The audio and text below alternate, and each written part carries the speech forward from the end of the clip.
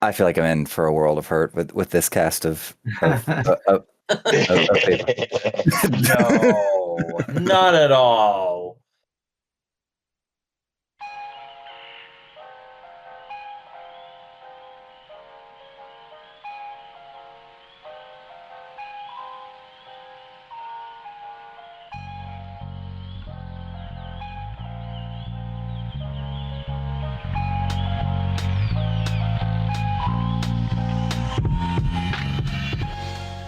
This episode of 3DMs in a Tale is brought to you by... This is your standard PSA. Be on the lookout for Thorgan, his ship known as the Ocean Reaver, and the band of pirates that accompany him. You shall know Thorgan by his tall, typically shirtless demeanor with a giant axe that seems rather electrified. He will be full of brash, wild comments, and violence follows him everywhere he goes. His technician, navigator, and engineer, she is known as the Canadian, or TC for short. She is smart, quick on her feet, and is wanted for the murder of billions. Next, we have Thorgan's lieutenant, Thoughtalisk, a lizard humanoid that comes with a mercenary background. Beware, all are considered extremely dangerous. There is also a tiny little robot boy that accompanies them. We have no info on this child, or this robot. Call this number to inform anyone at the SAF about any information you may or may not have about Thorgan and his band of Reavers. If you see them or their ship, pictured here, the Ocean Reaver, do not approach. Call for help or prepare to die. We're totally Hello enemies. and Don't welcome. mind Shut up, Michael. I'm introducing the show. Hello, everyone. Welcome to 3DMs and a Tale. My name is Aaron Church-Stallman. I'll be your wonderful host and potential storyteller and even potentially a player for this episode of 3DMs and a Tale. If you don't know, 3DMs and a Tale is a D&D inspired improv long-form storytelling show. What does that mean? I roll this die and either myself, Colton, or Michael will be the storyteller for the duration of the story, while the rest will become players and characters and inhabit the story and the situation and the problems. But let me go ahead and rotate with introducing my cast. To my immediate side is Colton, otherwise known as the Warbeard. He is exceptionally tired. That's why he yawns as long as his beard is. After that is Blacksack GM. That is Michael Overby. If you want to have any professional DMing and your experience for your bachelor or not, your financial meetings or anything like that, you can reach out to him and he will give you an experience. Tabletop role-playing games or otherwise. Keep it professional, children. If you'd like to catch either of these gentlemen, actually, in the Provo, Utah area, if you're in Salt Lake and you want to have an experience in a good D&D fashion, you can catch them at the We Geek Tavern in Provo, Utah, just 40 minutes south of Salt Lake. So if you want to have yourself a nice, good old time hanging with friends in a nice, cool tavern with mall amenities, that is your place to be. Right below me is JollySaintClick, Nicholas Donahue, otherwise known as Daniel in his legal terms. He has a lot of Santas for aesthetic reasons, branding reasons. It's backwards. What is this one? Yeah, it says O-L-L. Oh, Ole. That's actually better, but it's hollow. Anyway. Hollow means family. If you'd like to catch Mr. Justin, oh my gosh, JollySaintClick, you can catch him online at all of the socials for JollySaintClick for funneries, gooferys, and Magic the Gathering related content. And then underneath Mr. Colton is Senor Jason Montilla. I have to pronounce that with Spanish accents because I've been doing 425 days on Duolingo for Spanish. I don't even know if it's accurate for the man. He is fantastic, grazie, which is Italian for thank you in Spanish.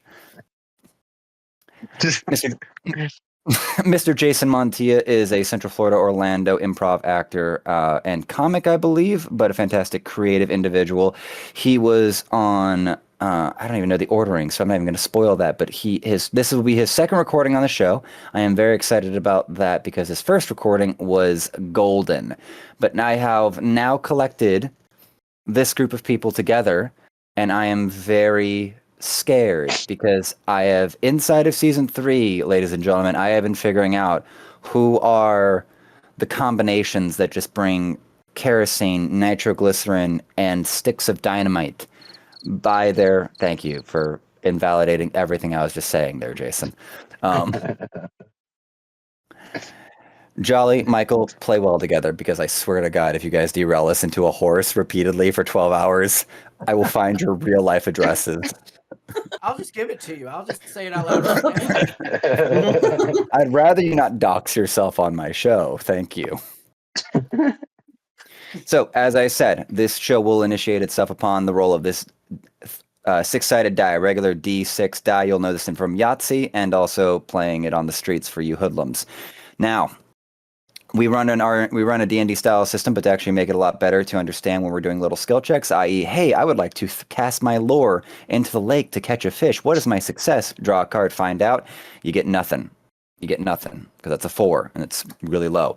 This is a standard 54 card deck. There are jokers involved. We'll treat 2 as critical failure, ace as critical success, joker as fantastical success or failure, depending on the context of the situation. So, without further ado, I believe we're good for the die roll. Colton, Mike, would you like to pick your numbers at all, or are we good for a 1, 2, 3, 4, 5, 6 spread like we did before? I believe it was. Sure, I'm fine with that. Alrighty. I will be whatever. I will be 1 and 4, 2 and 5 for Colton, and 3 and 6 for Michael. Roll away, Z. That is a 6. Michael, you get your wish. Yay! Yeah. Give me like 3 seconds here. No, I gotta no, communicate with the greater ethereal being in my gods. head. Yeah. You You know what? You were We the were most active. talking. Go ahead. No. We were talking some John Wick stuff earlier, and I like that. So we're gonna go with that. And we're gonna essentially what we're gonna do is the setting for you all is we are in a modern day era. But fun fact, meteorite hit the earth, caused an explosion. You all have one singular superpower that you can just decide on. Don't care what it is. But the world of assassins has come up about this because apparently people with superpowers get a little out of hand. They start causing problems. And you are all part of this League of Assassins, and you've been chosen for your specific superpower. Just to get things flowing a little bit, I'm going to ask each of you to give me a random piece of information about the world as a whole. And we'll start with our good producer here, Aaron. Give me a random thing about this world. I'm your host. Sorry, the host. Thank you. The meteorite actually struck Antarctica, so it actually created a rapid melting. While it also gave the irradiation of the Earth that gave us all of our powers, it rapidly melted Antarctica. So there was even some flash flooding that basically fudged up all of the coastal cities across the entire globe. So New York City is currently waist deep in water, and they've had to figure out how to either recover or not recover, or just become the new Venice of America. So a lot of boats, a lot of sunk taxis, and the best way to get around New York City these days is pretty much by just, tugboat, or swimming really, really well, or jumping from skyscraper to skyscraper if you can manage it. Excellent. Colton. Along with the massive flooding, it also released several diseases that were unknown to us. So now zombies are not unheard of. Love it. Love it. Zombies are out. Follow-up question to that. Are these like Walking Dead type zombies, or are these like 28 days later zombies? Yeah, 28 days later zombies, or are these like, do these zombies do cardio? Rise of the Dead. Yeah, there we go. Zombieland zombies. That is a very good question because that determines a lot of how we interact with them. That's right. Flip a coin. Think about it. We're going to go over to Jolly. Act fast, answer fast. Oh, yeah. So with the flooding, people who can fly are billionaires. Anybody whose superpower was flying, they're billionaires. Or they're treated as billionaires, whether they have the money or not. People who fly, top of the food chain, baby. That's like essentially like gods or billionaires, which to a lot of people, there's very little difference in the old world of Armageddon, I guess. Okay, Jason. Yeah, so the currency has changed because all banks have fallen apart, and since there's so much water, the currency has gone to dry sand. However much sand you can have in your pocket. So if you are like buckling with sand in like a backpack, yeah, you've got stuff to trade, but it's really heavy. So it's pounds of sand. That's the finances. Okay. I like that. I like pounds of sand money. My back already And hurts. different kinds of sand might be worth different things, like soil, Right, beach sand. No, I would not trade my clay for your beach sand, sir. There you go. Yeah. Real quick, Colton, what was your decision? I'm gonna go with Walking Dead. Walking Dead. Got it. Okay. Then excellent. So we have some shambling zombies that just kind of maneuver. They're not necessarily the worst threat you'll face, but they are a constant problem. That being said, would you like to introduce? We'll start in the reverse order to Jason. Jason, who is your character? My character is a young lady who is very sad because the powers that this young lady got was really the power to breathe deeply. And when I mean breathe deeply, like be able to hold her breath almost as long as she wants. But she hasn't really found a whole lot of use for it. I mean, you would think, oh, there's water everywhere, and yeah, you can hold your breath, but okay. Yeah, that's really only as good as your ability to swim, right? Like if you suck at kind of holding your breath forever, it's like not that good. And she's a little bit afraid of water for some reason. Yeah. Excellent. Jolly. Did I name her? Oh, yeah, no, you didn't give me a name. What is the name? Janet.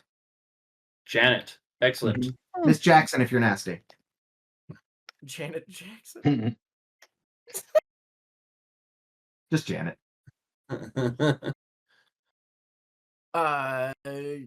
know Jolly, what? yes.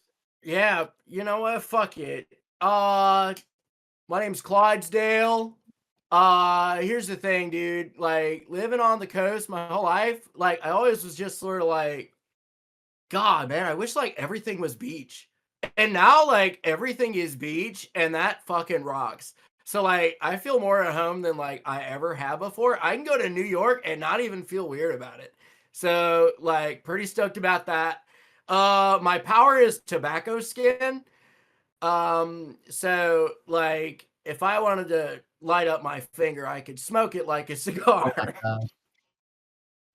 So you know, it's it can be addicting, doesn't have to be. I guess it depends on the part that you're smoking. Clydesdale? Yeah. We're keeping this PG-13, just so we are all aware. Does it regrow? Oh, what do you mean? Yeah, it's I don't know like, why I pronounced it that way either. I don't know why I pronounced that word that way. Well, you know how like if you like scrape your knee or whatever, you know how like it'll scab over and you can just like, you know, but it's just like that. So like I could take off like a chunk, smoke it up, and then like it'll come back. Okay. If it looks regrows.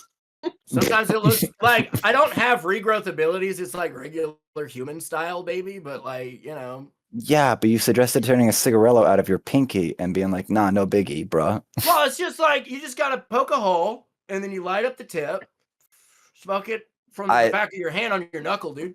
Sorry, Michael. Colton, what's your superhero ability? Well, yours. I was being distracted by the tobacconist. Clydesdale tobacconist. My character is known as Whiplash, but his real name is Julian Cade. His power is super speed. However, his eyes and thoughts cannot keep up. Oh, that's interesting. You can't think as fast as you move? That's incredible. You just run into stuff. Wow. So was it thoughts and sight? Yeah. Okay. So after I stop, it takes me a second to realize where I ended up. Wait, do you just your superpower is high ping? Yeah. You're just blinking in between shops as you go through with like 100 millisecond delay. Yep. Holy. I love it. And Aaron. My name's Jean. I have my superpower is this unfortunate.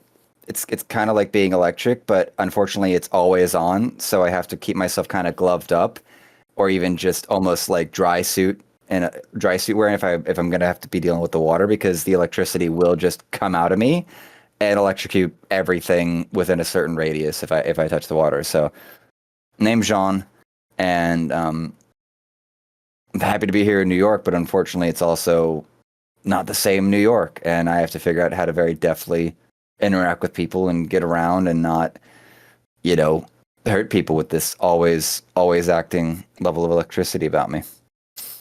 Excellent. So yeah, we are in New York currently, and the meteor it hit probably a year ago, and since then, a lot of zombies out and about, a lot of people with random powers. Some of you definitely, well, most of you, all of you, are currently at the bottom of the superpower spectrum. You did not win the lottery with the RNGesus mechanics. You just straight up are you're just trying to make a living. But New York, it's a city of people. They just keep going. They're New Yorkers, as I like to remind you constantly.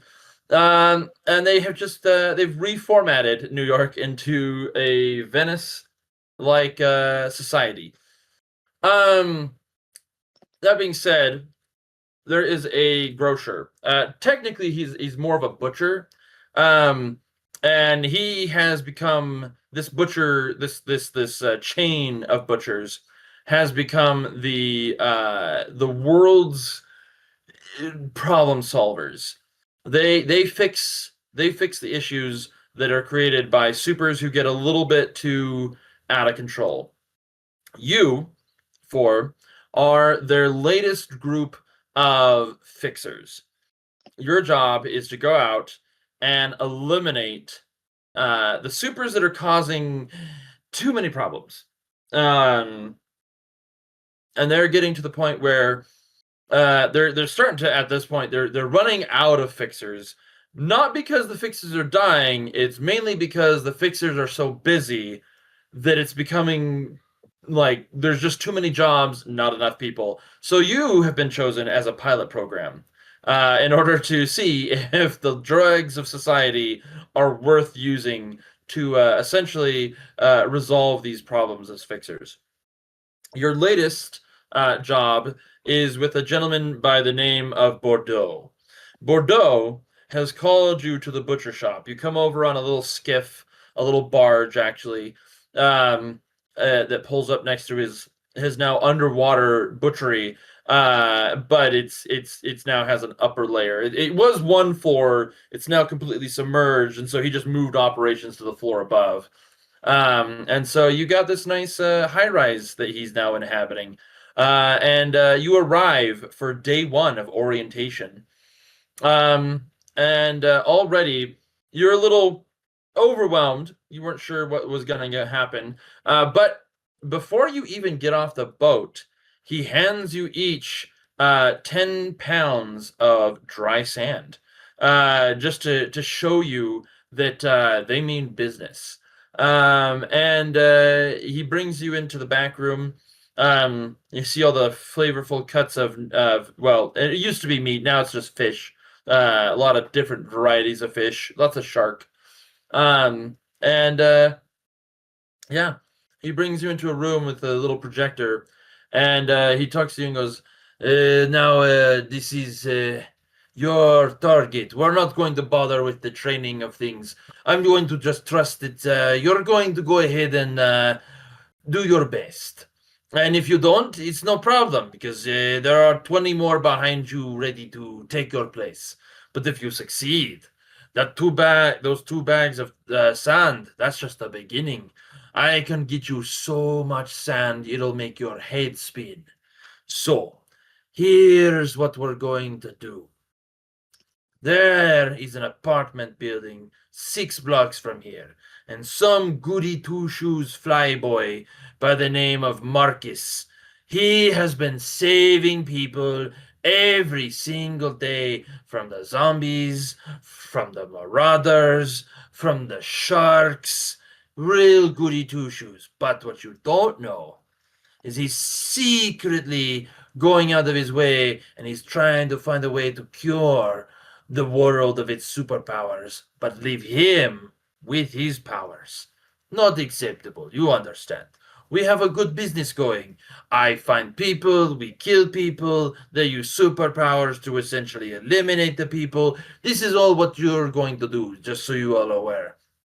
So, I send you to this man's home. He lives on the penthouse suite, top floor, big balcony, has a helicopter that can land. Don't know why he needs a helicopter, probably because he's pretentious as shit. And so you are going to go ahead and infiltrate this building however you wish. I don't care. Find a military base, rob a copter, ram a boat. I don't care. Figure it out. That's all your job. I will give you each a gun with 1 magazine of bullets. That's all. I can't waste my time with you. I'm sorry. You can buy more down the street at the guns and smoke place. So, that being said, this is your target, Marcus. This is what he looks like. He's a real pretentious prick. You can see he's like got golden hair. He's wearing like an aviator's flight suit from World War II. He's got that like nice like square chin jaw that he's just like posing, just like yes. And he's got like 2 supermodels next to him. He's just like, I am better than you. And he goes, you gonna see. He's a total prick of a man. But that's the man you're gonna kill. I don't think you'll have a problem with it. And if you succeed, I may or may not have a serum that could maybe either juice your powers or stop your powers, whichever you decide. But if you're lucky, I can give you something to help out a little bit. I'm sure some of you would love to have a little more control over your powers, or have them evolve, maybe. We'll see. But yeah, that's the mission. Should you not choose to accept, I shoot you in the head and put you on a boat and send you out to sea, like all good assassins are. So, we have an agreement, yes? Yeah, dude. Yeah. Excellent, excellent. He goes, I bring you into the room, and he brings you in. He goes, you can choose any gun you want. I don't care what it is, but remember, only 1 magazine. He's got everything. You've got shotguns, you've got MP5s, you've got fully auto, you've got semi-auto, you've got rifles, you've got handguns, you got knives, you got bazookas, you've got miniguns. Whatever you want, it's here. Along with each one of them having 1 singular magazine, whichever that looks like. So, which one are you wanting? Fucking dibs on the shotgun, dude. Crash like the waves, Excellent. brother. Let's go. He takes a shotgun. He goes, which one you want? You want, I have these one. We've got ones with flechette rounds. We've got one with dragon breath, buckshot, birdshot, in case you don't really want to kill a person. Dragon's breath. Yeah, that sounds fucking excellent. Sick. Yeah, give me that He one. takes a Spinelli M9 and hands it to you, gives you 8 rounds. He goes, each one of these shoot a jet of around 20 feet of fire in a spread pattern. You're gonna be fine. I'm sure of it. No problem to your allies at all. Anyway, next. I actually grab over the Desert Eagle. Excellent. You run around. I hope you don't damage your hand too badly with that. The recoil will snap your wrist. Anyway, continue. Do you perhaps have, maybe do you have like a samurai sword of any kind, anything like that? Sure, you want a sword in a gunfight. Totally normal thing to ask. Yes, absolutely. Well, I don't grabs like a really nice sword and hands it to you. Wow, You have something else? Cool. That's pretty No, sick, that's actually. I didn't know that was an option. That's dope. Hey, am I allowed to change my mind, or like, am I? Yeah, I'll keep it. You want the sword? You want the sword? Okay, no, yes. I don't want to steal their thing. They got a cool thing. I like it. You, the Julian Cage, right? The Whiplash. I think it would be very funny if I took that bazooka. Absolutely. You need a bazooka, you have bazooka. Grabs it, hands it to you, goes, you get 1 shot. Hopefully you don't miss. All right, now you've got your weapons. You're all ready to go. One of you has a weapon, a blade, in a gunfight. Nothing could ever go wrong with that. And the other one has an explosive that probably won't end up killing you all. Congratulations, you are a part of the League of Assassins, Mio Conduis, or whatever it's called. I don't know, the Iron Cross. Mio Conduis, yeah. Love it. Yeah. Anyway, there's a French. boat outside for you. We French don't follow the Italian anyway. So Are we like There you go. Catholic? Are we Catholic? Like, it's fine if we No. are, like, to each their own or whatever, but I wasn't raised Catholic, so I don't know. No, we're just a League of Assassins with very intense religious persecutions attached to it. Sick. So don't worry about it. Just continue it. It's not. Don't think too hard about it. It's best to just leave it alone. Continue on. There's a boat outside. Take it wherever you want. I don't care. It's a throwaway boat. It doesn't even have an engine. You have to row. Oh, hell yeah, let's go. Okay, so dibs on head of the boat, okay? Because like I used to do this shit all the time, right? Do y'all boat? Y'all boaters? Are y'all boaters? Well, Not- yeah, we don't have much of a choice. and not since the meteorite. Oh. Whiplash, you a boater? You know how to do it? Most of my time on a boat has been spent behind it. Sick. Okay, so you water ski. You want to ski this bitch? Because you can. Like, fuck, I don't care. Not I that can- far behind it. Gotcha. Okay, gotcha. All right. Well, I'm good. Let's go. Gang. Are there I can get this pumping. are there life preservers on the boat? Maybe a couple life preservers. Yeah, Maybe. 'cause, I don't know. I have no idea. I'm giving you the rowboat we have. I'm investigating the boat, and I just pull up like, Go for it. there's rope here, Janet. Yeah, So- roll Janet. See if there's a life preserver. Go ahead and pull a card for me.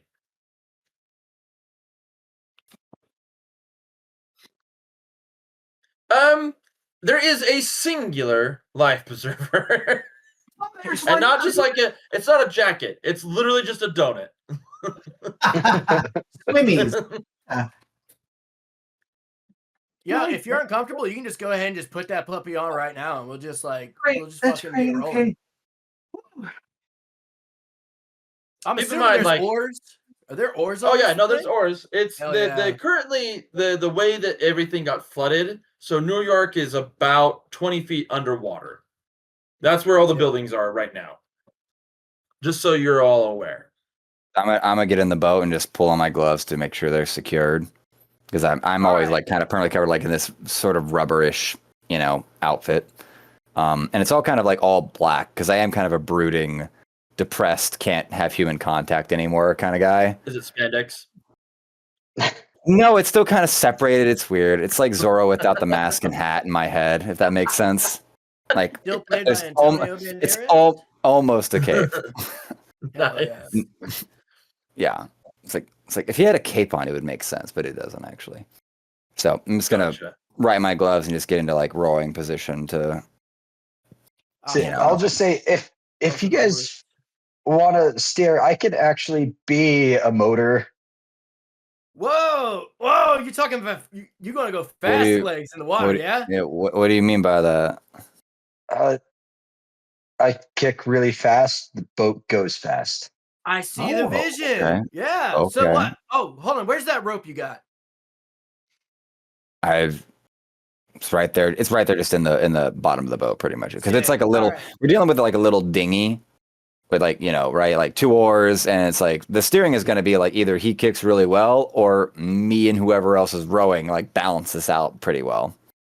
Oh yeah. Yeah, we 100%. got this. So here's what I'm thinking. Let's just tie you to the back of the boat. We'll tie you up real tight. Make sure you don't fly off or whatever while you're kicking. And you can do you want to do your back up against the boat kicking that way? Or do you want to like hold on to the back and like kick, like looking forward? How you want to do it? I would prefer to look forward. All right, sick. So I guess I'm going to tie your hands to the boat if you're going to be holding on to it that way. Does that sound good? Yeah. Do Yeah. I need to try to steer while you're kicking, or you gonna need any help with that?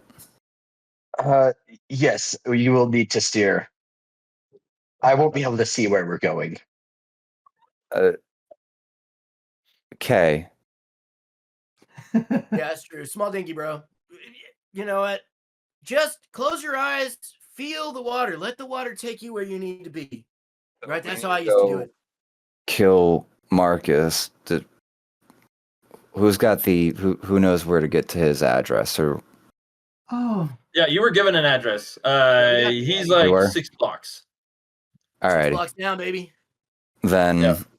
I'm gonna look over at Whiplash. Like, if everyone's hands, like, start kicking. I'm just gonna put my oar just in like next to him to try to use that as just kind of like the rudder to help softly guide us. Because I'm picturing like a very like kind of abandoned, like a 20 feet waterlogged deep New York, but I Am Legend levels of abandoned. You know what I mean? So there's not a lot of other boat traffic or car traffic. It is ghost town, but waterlogged New York City kind of thing.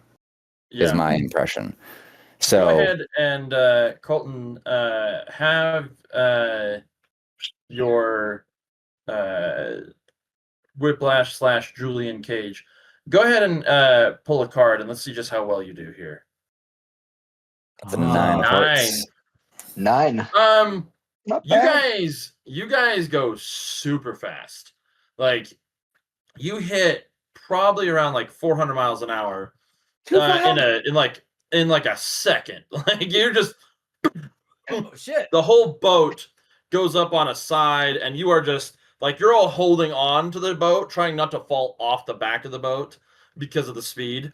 Yeah, I dropped my oar. I dropped my oar once it like lurched like that. Like I was like, oh, I sat down. Oar's gone. Or we have one oar for this boat right now. Oh yeah. And so you guys are just hanging on for dear life. Go ahead and roll for me. I want to see just how well you guys go ahead and pull a card. I want to see how well you guys hold on to this boat. If you hold on to this boat. Queen for me. Okay. Oh yeah. King for Jolly, 9 for Jason. Janet, you definitely are holding on. Now let me ask Janet, are you wearing, like, what are you wearing currently? Well, you mean other than my life preserver that's round? Yeah. I'm wearing this really badass leather outfit that really shows my muscles. All right. It's kind of like a Black Widow a little bit, except the sleeves aren't there, so you could show off my muscles because I have really great muscles. Have I told you about my muscles? Yeah, you definitely you go flailing, and there's a moment where you realize these muscles are gonna betray you as they begin to tighten really hard, and you feel those cramps setting in, and you're like, oh no. Luckily, Whiplash, pull a card for me.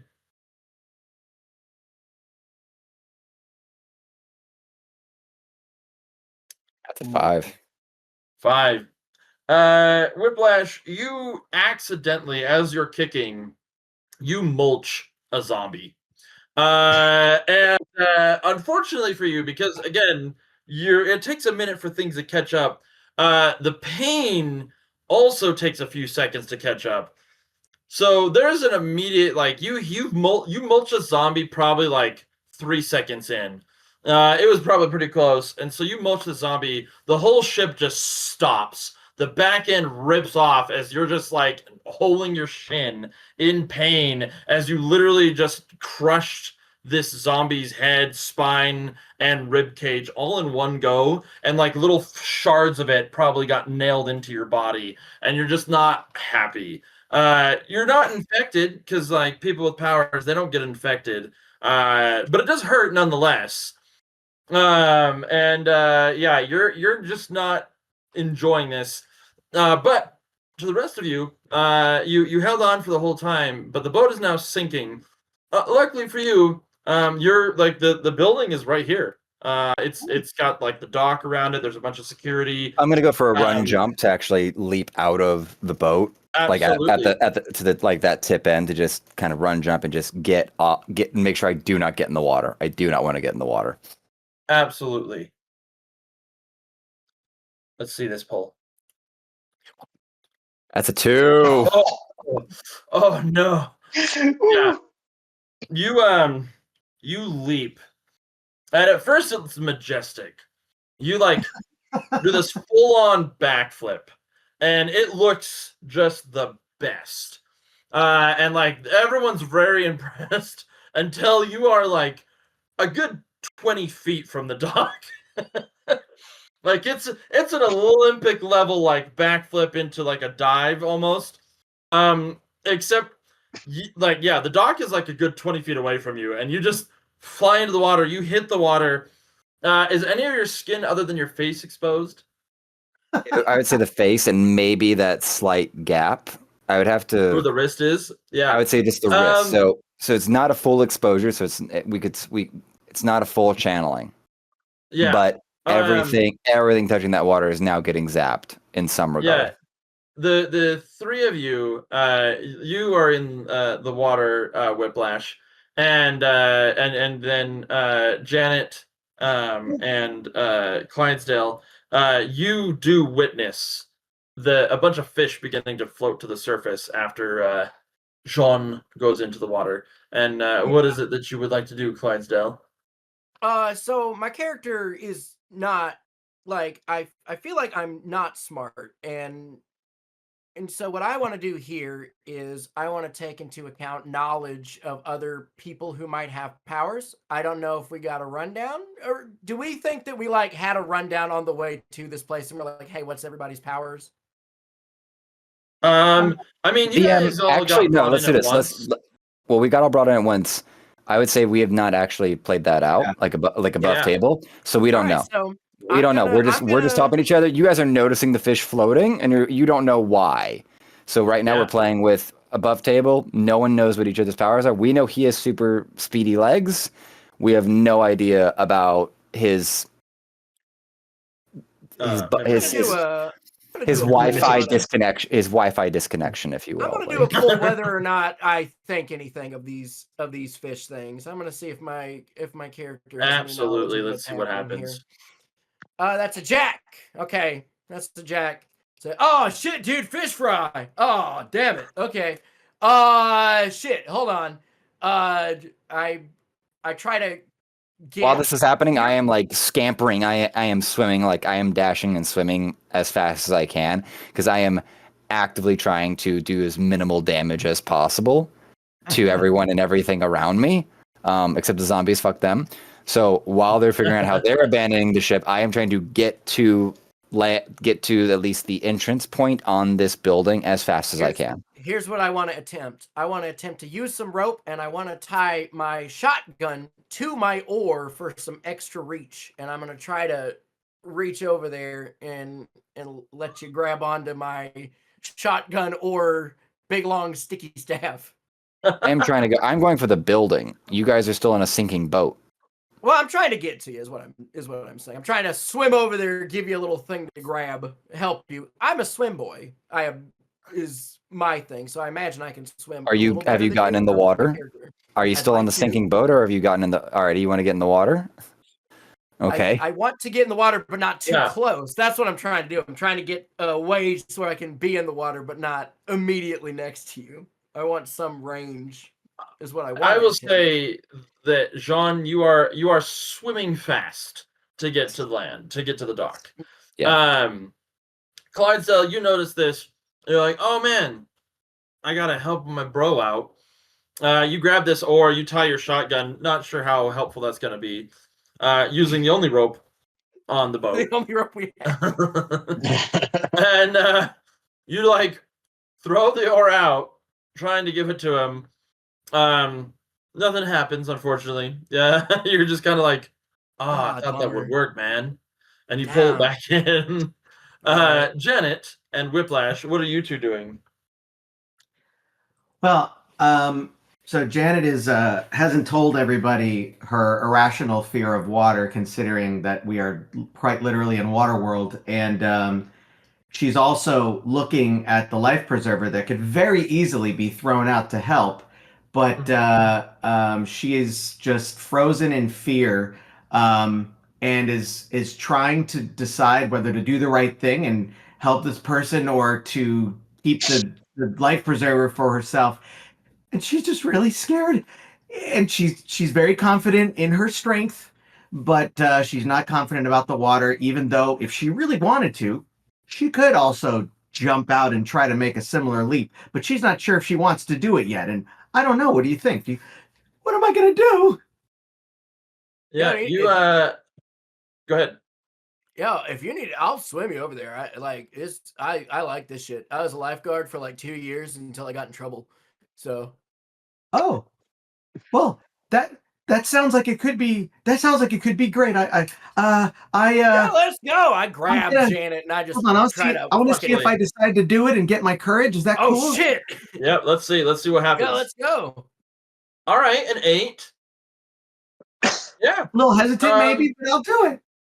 Let's go. You jump in. You're There's getting a on the moment of ride. Panic. Yeah, there's a bit of a moment of panic as you jump in, and the tube, like it's you. Where are you wearing it right now? Like, is it around your waist? It's around my waist, and I can't really move it too well because I'm bulky here and I'm bulky here. So it's like there's just. I was gonna say, sweet would spot. you call Janet voluptuous? Voluptuous, but also like beefy, like strengthy beefy. So like big eyes. So yeah. You jump in with it around your waist, and unfortunately, you're a little more top heavy than most. Yeah. So you dive forward, and you're underwater. Your legs kicking up in the top. There's this intense panic, but you can hold your breath forever. And Beach Bro just jumps in. The soggy leaves of his skin wrap around and flip you back up. And the two of you begin to make your way, leaving a kind of a weird looking kind of greenish coloring behind you as Clydesdale, your soaked leaves are just leaving a trail behind you. Oh, damn my skull. Whiplash. Yeah, it's right about this moment that the pain finally sinks in. So, as everybody's dealing with getting off of this sinking boat, I'm just like, I crawl a little bit onto the boat, and then you just hear this like cry of pain as I'm just now holding my ankle. Yeah. You let out a cry. Go ahead and pull for me. We're gonna see if you fix yourself up to try and swim. That is a 7. 7. All right. Not the worst. The pain is definitely set in. You are not having a great day. And you remember all the sights you had just a few seconds ago. As this whole trip to get here took a mere 5 seconds to get here. It's been a very fast trip for you. But now you're in the problem. You watch as Janet jumps in, goes top up, and you're trying to figure out what to do. And then you see Clydesdale, just the greatest smoker boy, jump in, flip her over, and is now swimming away. And you see this dark pool of green around you, and you see you see Juan. Jean. How dare you? How dare you, sir? You see him swimming, and he's got to the dock, but you see there's like just a trail of dead fish just popping out of the water as he gets to the thing and begins to pull himself up. And because of all this, you are the only one to notice right here at the moment. There's like probably like 10 or 15 security guys starting to move their way out, going like, what the hell happened? As you tend to make a really big splash whenever you arrive at places. What would you like to do? As that 7, you're not gonna sink, but you're definitely not having an easy time swimming now that your legs all been gunked up by zombie flesh and bone.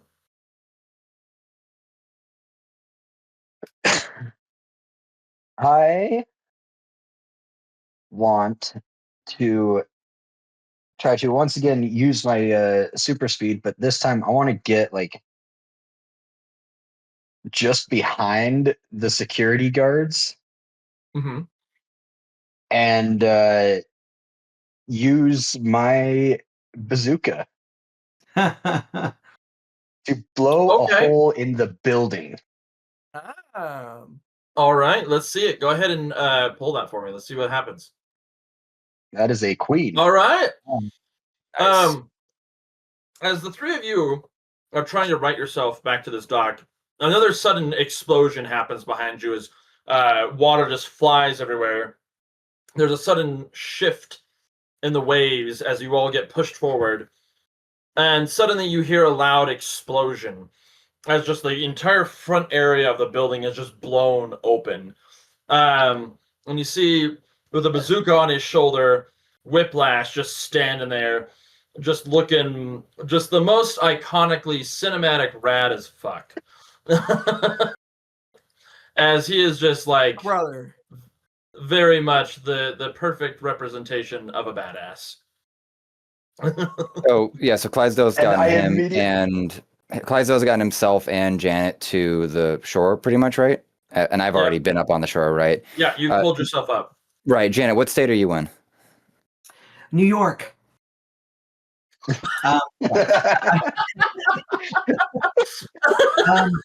I can see I'm systematically going to hate all of you by the end of this episode. let's go. I'm feeling a lot better. I'm feeling good. What the hell was that? He's gonna know we're up here. What are you doing? Did I hit the building? Yeah, a few seconds later, it comes back to you. Wait. Whoa. What?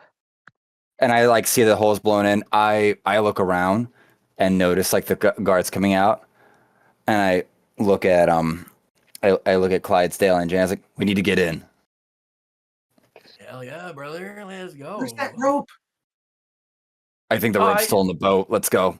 I don't think we need that inner tube.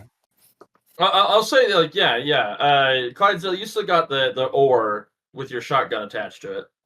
Yeah, I got an extendo lance of a shitty mustang. Yeah, but the rope was used on Whiplash or whatnot back at the boat. So like the rope is gone at this point.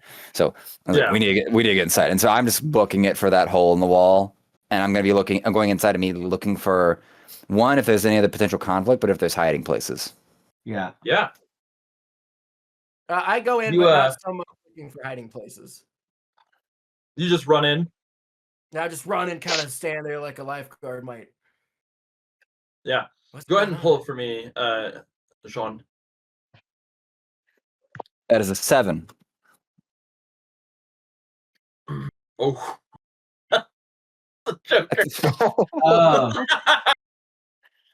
As a counter, great. Not only is there not hiding places, but now there's 20 more guards actually. Well, the opposite of a hiding place is cameras everywhere.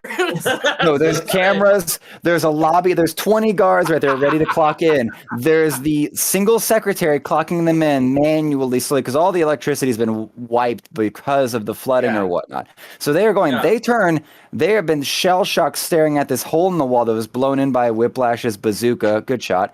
And now I'm standing there with a 7-round Desert Eagle in my pocket with 20 dudes and a lot of problems. And my two compadres are about to come in. I look at them, look at this, and I immediately go, "Oh fuck!"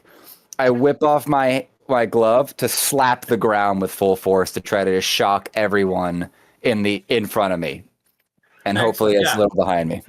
With the Joker being drawn, this building is definitely the nanny state. It's got cameras everywhere. It has got cameras in coffee cups. It's so well secured.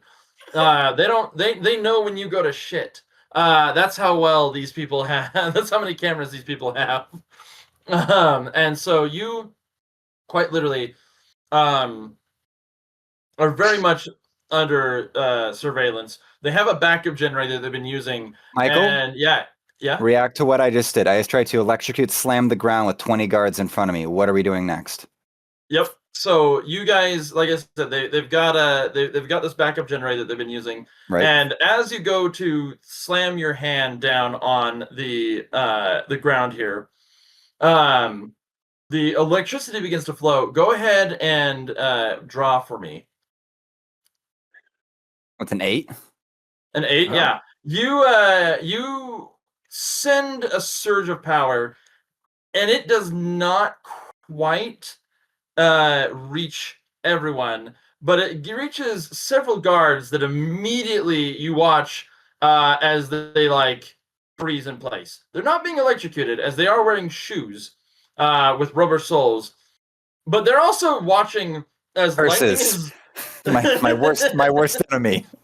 Rubber-soled combat boots. exactly. As lightning is literally just dancing across the ground, the three of you are watching this. Now, Well, I have to ask a I question. did run in, Yep. so I actually want to do a pull to see if I also get electrocuted. That's what I was going to ask. Yeah, I'm going to do it. Can I just do it against your 8? Yeah, okay. absolutely. Yeah, go for it, because this was a single pulse. So you can call I this got a 6, and I definitely am not wearing rubber boots because I'm a surfer. and you're idiot. still soaking wet. Yeah. So I'm down for a little bit here. Before we say you're down, I actually want you to pull again. This is to see how much smoke is generated. Oh, It's a lot. I'm cooking, gang. Now, I have to ask. Now, are you just tobacco or are you something extra? yeah. Are we Bob Marley or are we just straight up tobacco? I like to think that different parts of my body are different types of. You're telling me one party smells like a Black and Mild, the other party smells like Dominican tobacco. There's one small party that smells like Cuban because it's the best part, and then, and then the rest is Ecuadorian. Yeah. This is all of my tobacco knowledge about doing cigars, as you were. I'm just saying, are we getting tobacco and Bob Marley, or is it just tobacco? No, we're not doing. He is not a spliff. He is not a spliff of a character right now. I'm a tobacco boy. Okay. Okay. You you're having a rough day as this electricity gets everywhere. You are just immediately you're standing up straight, and Janet and Whiplash, you guys watch as Clydesdale immediately is on fire. And you just watch as this giant, massive plume of nicotine is all around the area, creating this massive smoke screen that fills the entirety of the lobby area. Before John pulls his hands from the ground, suddenly just encased in tobacco smoke. Yeah. Everyone just not sure what to do, and all the cameras currently disabled because they can't see you. Janet, what are you doing? What do you see? I think that I think Janet is very concerned. You just saved me in the water, and I think you're on fire. So Janet, with her hulking mass, is going to jump on you, thinking I'm going to put out whatever fire just happened. Absolutely. Holding my breath, by the way, because smoke. That's what. There you go. Go ahead and pull for me. That's a 6. That's a 6. You run in, you dive, grab Clydesdale, and pull to the ground. For one, it's a little bit of a weird sensation. Are you stop, dropping, and rolling while bear hugging? What I want to do is like run, grab, and like roll with him. Yeah, that's what I'm trying to do. Yeah. You holding your breath, you run in, and you just start dropping, rolling around. Two things immediately come to your mind here. One is that your friend Clydesdale here definitely is a he's very soft, velvety almost. And then the second thing is he felt like he was on fire as you're like rolling on the ground. He doesn't seem to be on fire. It just seems like a lot of him got burnt up somehow. You're not exactly sure. You didn't see the whole lightning effect. You just saw the smoke immediately come pluming out. So you're sure at this point that you have fixed him. He's fine. Mostly, there's a lot of singed areas around his body. Clydesdale, how good was your memory before now? Like I had a really good memory for very specific things. Like, I don't necessarily remember restaurants my parents would take me to, but if it was about the beach, if it was like good waves, like I remember that shit. Drinking with friends, I know that shit. Pull a card for me. Let's see how good your memory either gets worse or how better it gets. Hey, that's a 9. Nine. I Nine. That's a suppose. 9. I mean, there's not really much of a difference. There's no improvement, but no detriment. You're very much dead center. Hell yeah, brother. Let's Now, do you look incredibly different now that you've been fully inflamed for like a minute, let's say? Like, do you look more like brown paper bag or exposed muscle after being rapidly burnt? I might have missed that. Look, my guess is that I look ashy. Acceptable. Got that gray Like the slate. end of it, like the end of like a cigar does, but that's my whole I was body. gonna say, Clydesdale is 50 Shades of Grey right now. I'm gonna have sex with a stewardess, bro. Bro. Whatever. I don't know what happens in the movie. I'm driving. I was gonna say that's the only part I know. But yeah, you guys are all in this lobby. Giant plume of smoke. There is an alarm going off. Not like in the traditional sense. It's more like a bird is just cawing really loud as the alarm system. But it's going more of like a. It's starting to choke on the carcinogens. Bro, the crow's What going are you all off, gang. Hello, everyone. Welcome. Whiplash, what are you up to? I'm gonna yell it. Great smoke screen, guys. Thankfully, it makes no difference to me, and I'm gonna try to also hold my breath as I run through and try to make it to the stairs. Completely Okay. blind myself. Let's pull this. See what happens. That's a 3. There's several walls in my way. No. There's still like 15 dudes left too. There's 15 dudes in this middle of plume of smoke I too. need all of you to pull, and I'm pulling for the guards. Draw at the ready. Go for it. Go That's for a it. jack for me. And A 10 and a 5, and then Janet. That's an 8. Okay. Boy, I'm Yeah. just like medium. You are. You you definitely run through this lobby. The three of you manage at the last second to hear that sonic boom as Whiplash goes off. The smoke immediately clears. You see a bunch of shocked guards, and then you see a few or less guards as pink mist just appears around you. Oh God! Oh. And then you hear a wet thud as Whiplash hits the stairs. I mean, he made it. He's a different color at the moment, very tomatoey. But he made it to the stairs, and none of you joined that nice tomato color. What are you all doing now? how many As the guards guards are still up? Oh no, the guards are absolutely just going crazy. They're just like, I do not get paid enough in sand to do this, and they're booking it. They're like, screw that. You're out. We just watched Okay. our friends not be here anymore. They are gone. As noted earlier, they also had not clocked in yet, so they went from Right. Yeah. "Yeah, I'll be good at my job. Have the boss clock me in at like whenever this bullshit started. To no, fuck it. I'm Absolutely. gonna run to the stairs, but on the way, any guards that are within reach of my extendo shotgun, or I'm gonna just fucking crack them across the head. I pull for me. Not to see if you hit. You'll hit.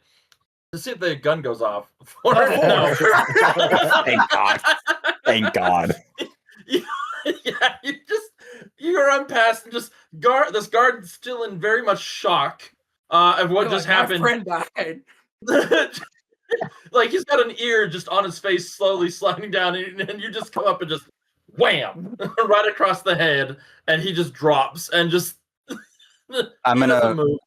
I'm gonna draw my desert and go to the lobby. The lobbyist, the secretary, the woman heading the lobby. There's still that cloud of smoke. She's coughing. I'm I'm gonna jump over and just put the gun to the back of her head. I'm like, which floor is Marcus on right now? Yeah, she's in a state of shock, and she's just like, penthouse, floor 30. Take whatever you want. Don't care. I do not get paid enough to be here. That's good. I'm going to irrationally. She even hands you the keys. Say again. I'm going to irrationally scream, "There could be no witnesses!" And I'm gonna just swing my sword.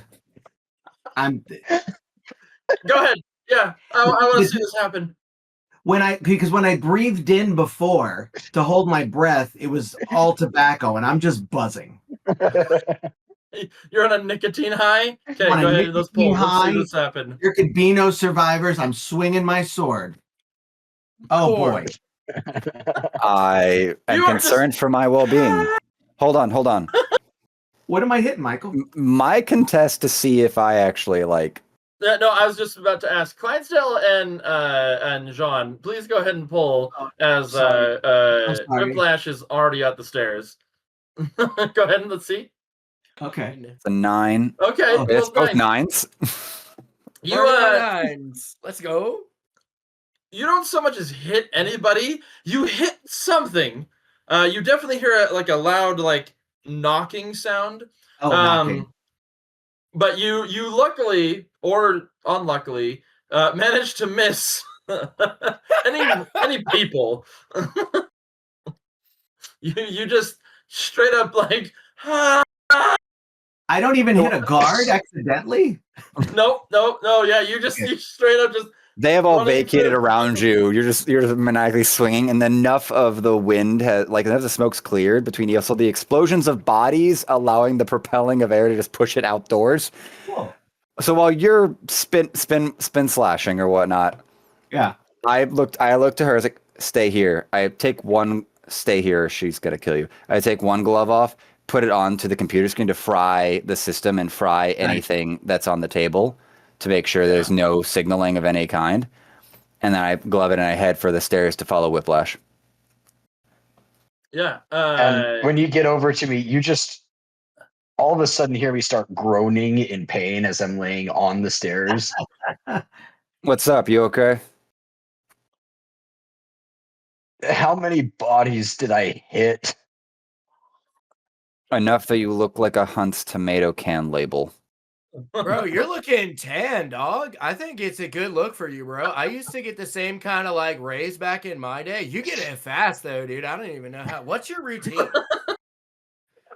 That would explain the overall pain that just hit. I would literally kill to have that tan. Do you need help moving? I shakily put up a hand. I grab his hand nodding. and just I grab his hand and just lift him up and try to make sure he's steady. Yeah. You guys get up, and again, Jean, you have the keys. She's like, go for it. I don't care. I don't get paid enough for this. Oh yeah. Are we at the elevator or the stairs, you said? Yeah, stairs. The elevators don't. The elevator's out. Yeah, there's no electricity. Yeah, it's just me. Actually, it is just me. I'm gonna draw to see if I can actually turn on the elevator. Go for it. That's a 7. You do. The question is the rest of you hear the ding of the elevator, and the elevator comes into view, and you watch as it goes.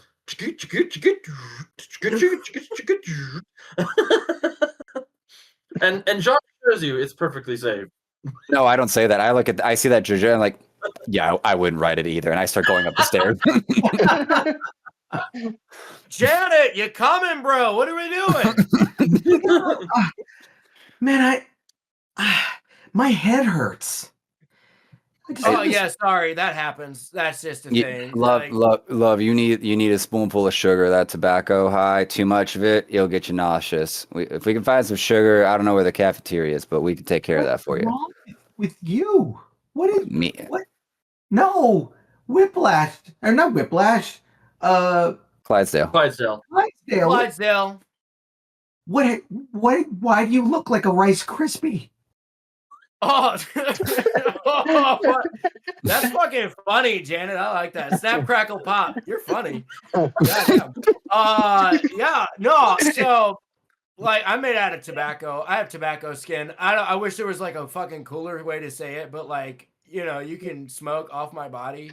You can get like a mild buzz. It's good shit. I can actually, like, if I clench my fist, you could use me as a hookah. All right, let's go. Whiplash, are you good to walk, bro? Do you need me to carry you? I can carry you up these stairs, dude. No problem. Oh, don't worry, I got him. Oh shit. Wait. So Janet, are you gonna just like shot put hold up, Mister? Yeah, I'm just gonna. You know the in Encanto the yeah, like that. You're just the muscle mommy. You're just picking him up and just like, I got this. Yeah. Go ahead and pull for me. I just want to see. It is. Yep. A 10. Yeah. Finally, an above average for you. Yeah, you pick him up, you put him up in the air, and you got him like over our shoulder, and you're like, we got this. We're fine. You're not great with the amount of blood leaking down your shoulder now. That's a little disconcerting, but good news. It's not his. Good news. It's not his blood. Right? Mostly. It's neither yours or Whiplash's. Mostly. Yeah. You guys head up. You start getting up the stairs. You hear a great amount of people as you're running up the stairs. You get to the third or fourth floor, and people are watching you run, and you're hearing concern at first. Like, people are like, are they supposed to be here? Should we stop them? And then people see you carrying the red tomato on your back and immediately go, I didn't see anything. Did you? And just a constant stream of anybody who does just happen to be nearby, because I am on the clock. So I am going to, any passersby, I am going to try to bonk them. Go. You know what? Go for it. Yeah, let's see this. Let's just see as you're running up the stairs. Bam! An ace. Oh yeah. At some point, you smack some poor guy. He's got his coffee. He's reading a paper. He's just walking past, not even knowing what's happening. The alarms got suffocated to death before they were able to go up and alert the rest of the people in the building. Parrots, and whatnot. Your shotgun goes off. Just a giant stream of flame. Sets him on fire, sets the next 8 people on fire, causes mass panic. More birds burning for some reason. We're not sure what happened there. And you're you were successful at assassinating man on the bus number 5. While we're going floor by floor by floor, I am looking to see if there's like a cafeteria hall or something like that, as well as for just like security's core office piece, just to play a further game of just frying and locking down this place. So I'm looking. Let's see if we can. Can I just do a double draw to see if I get either inside of these floors? So 2-card draw. First card's that one. So first card to see if the cafeteria shows up now. That's a 9. And the other one is the Jack. So we're going to encounter the security guard room first. Real quick, though, I need all of you to pull as you're running up these stairs. How physically, other than Janet, how physically fit are you all? And I'll give Janet advantage. I am not. So you can pull twice and take the highest result. I took a 7. Go ahead, Janet. Pull another one. See how if you get any better result. Me? Yeah, you. Okay. That's it. There we go. You most of you are doing all right. Clydesdale, Surfer Man, you're doing okay. I've been also not swinging amazing. my thing around, so I probably have a lot of extra energy. Sir. The oar. Just so we're all clear, it's the oar. We're swinging the oar around. Yeah. That thing. Okay. Yeah, the Whiplash and Janet, you're getting up there just fine. Jean, you are not an athletic person. As you are getting up there, it's I was the first one heading up, and now I am at the back of the team. Yeah, So you're winded. So they pass the guard station. Yes. As they go up, you get there and you're like, hey guys. Right. Well, I'm going to call to see if I can even. I'm going to draw to see if I can even catch my own breath enough to call them to tell them to slow down. Absolutely. And that's a 6. That's a 6. So I'm going to be like, oh shit. I'm just leaning against that corner, like that door, knowing it's like, okay, I think I can actually do this. So I check my Desert Eagle, and I just evaluate my energy level to see if I'm going to be able to even do anything that I want to do for this, because I am prepared for combat, but just enough to see if I need, because I just want to I just want to EMP the situation. I don't need to worry about hand to hand. I just need to figure out just slap. Go ahead and do you just like open the door, or do you just try and like? I'm going to slowly kind of like just look. I'm going to look around the floor as I enter, spot the security door. Go ahead and pull. I just see what kind of guard you encounter. That's a 6. Yeah. You open the door, and as you like kind of stealthily slip in, you find a very hefty looking gentleman, gut out, donut sitting on it, just eating away, and just watching not even a television show. He's just watching one of those metronomes clicking back and forth, just like that. Dream. There's no computers in here. So it's just him watching a metronome, and I'm just gonna be. I'm perplexed by this. It's like, what? There's a bunch of muskets in here as well. Muskets. I look this man over real quick because he hasn't noticed me. His back's to me as I've like kind of quietly come in. And I'm just evaluating. Does he have any weapon on him? Does he have a sidearm or anything like that? Nope. No. Okay. It's just him and his donuts and his metronome. Then I'm gonna creep up next to him and just poke him on the shoulder, like, "Excuse me, sir. May I ask what you're doing?" He goes, "Hi. You want to do it?" No, sir, but this room is labeled. I see that. It's a metronome. Yeah, my cousin got me the job. This is a security room, right? Yeah, that's me. My cousin got me the job, and I'm watching for intruders such as yourself. Very astute. Congratulations. Yeah. Why there's no screens for the security system here? Oh yeah, no. They don't trust me with that. That's up in the big man house. Marcus, the guy that can fly around, the pretentious shit. He's the one that's got the older cameras up there. Yeah, the electricity and whatnot. I have to go poop over the side of the wall over there. It's not fun. But he has a toilet. I didn't need to know that, sir. Oh, sorry. Can I interest you in a donut? I've cleaned my hands recently. Are they all on his belly, or does he have like a? Oh yeah, they're all just sitting on his gut. It's just a box on his gut. No, thank you, sir. I appreciate the generosity. Is there anything electronic in here other than like it's just him and the muskets and a metronome, right? There's nothing electronic in here at all. There is what looks like some type of like a walkie-talkie just sitting next to him, and like he keeps eyeing it, but like he's also not about to try and jump for it.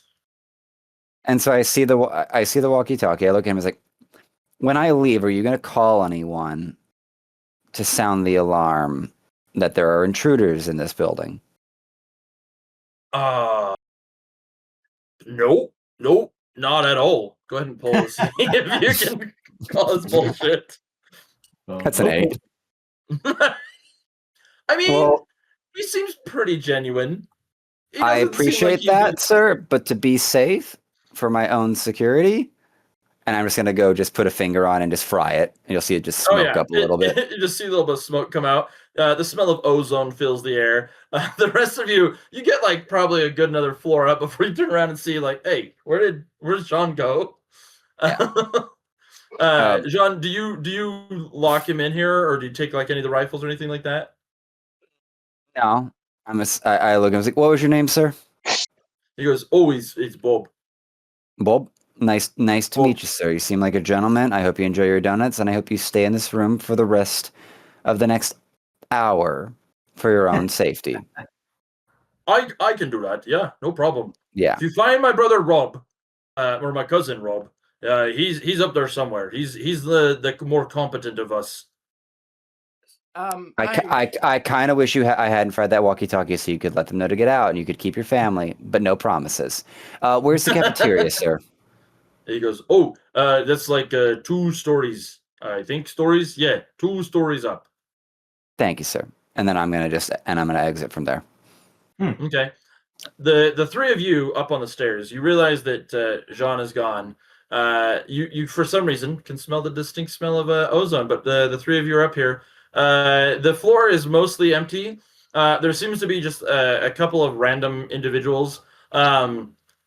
Not really doing anything important. Like you've watched them as you came up. They've picked up a bunch of papers, walked over, set them on a bin, walked over to their desk and sat down. Then someone came and grabbed those papers, walked over to them and set those same papers on their desk, and sat back down on the other desk. And you've just watched this go back and forth like 4 or 5 times.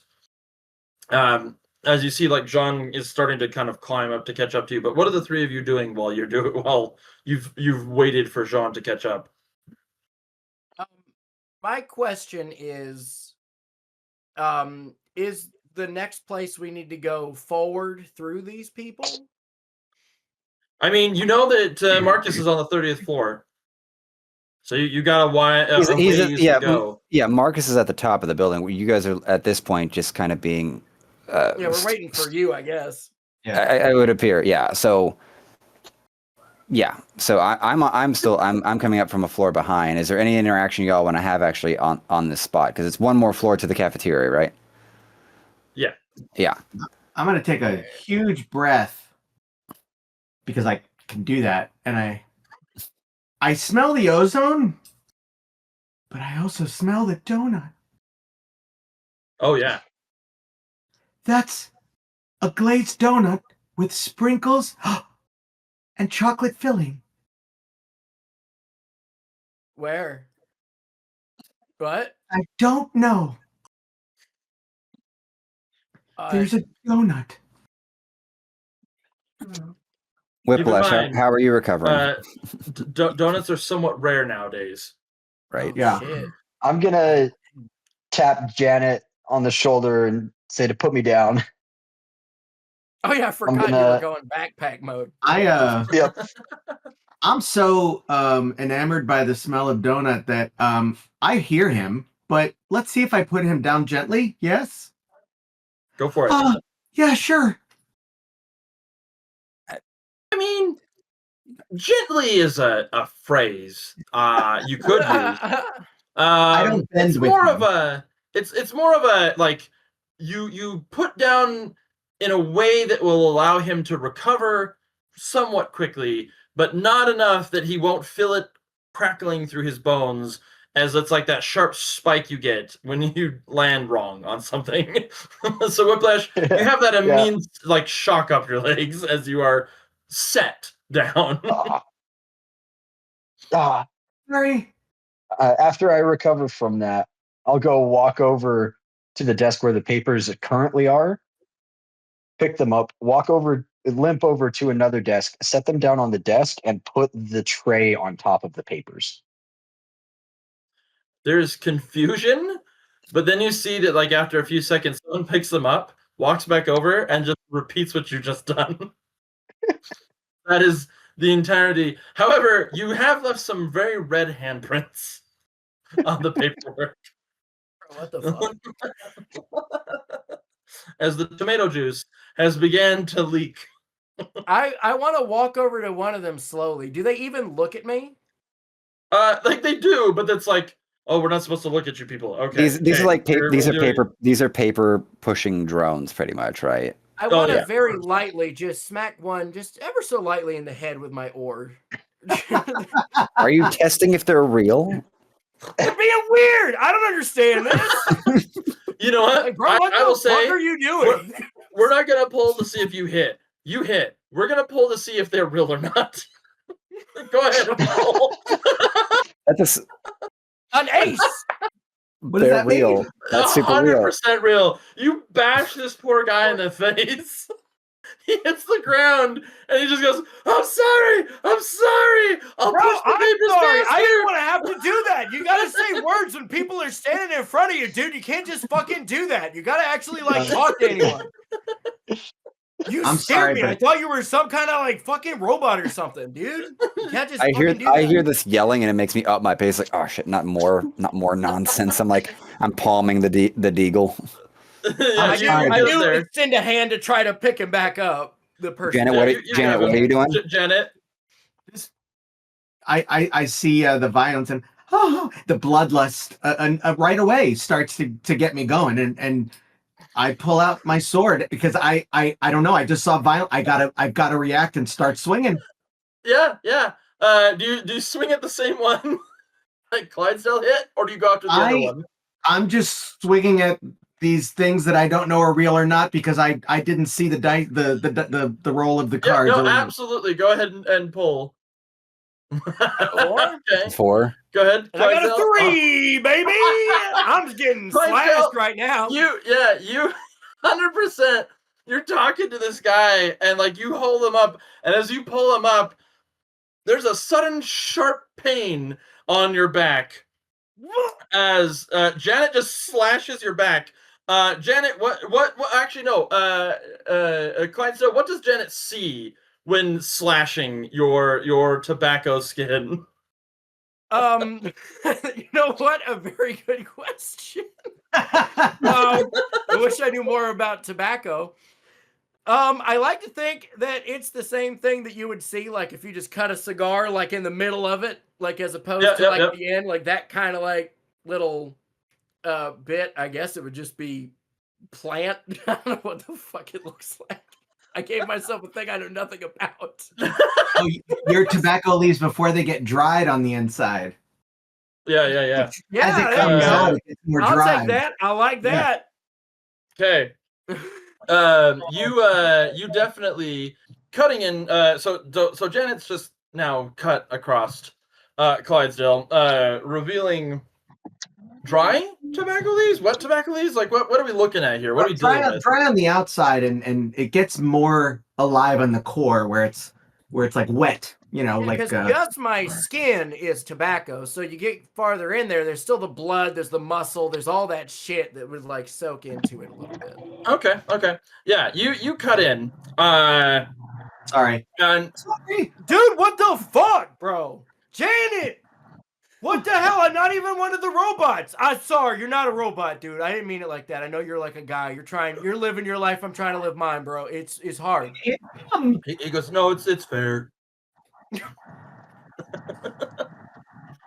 Thanks for noticing me.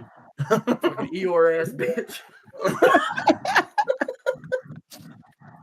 I finally make it to the floor. Like the deagle's drawn. I'm just like, and I look around to see like Clydesdale's back, just wide exposed, cut into. Oh yeah. And Janet just holding the sword. Like, finished this epic slash.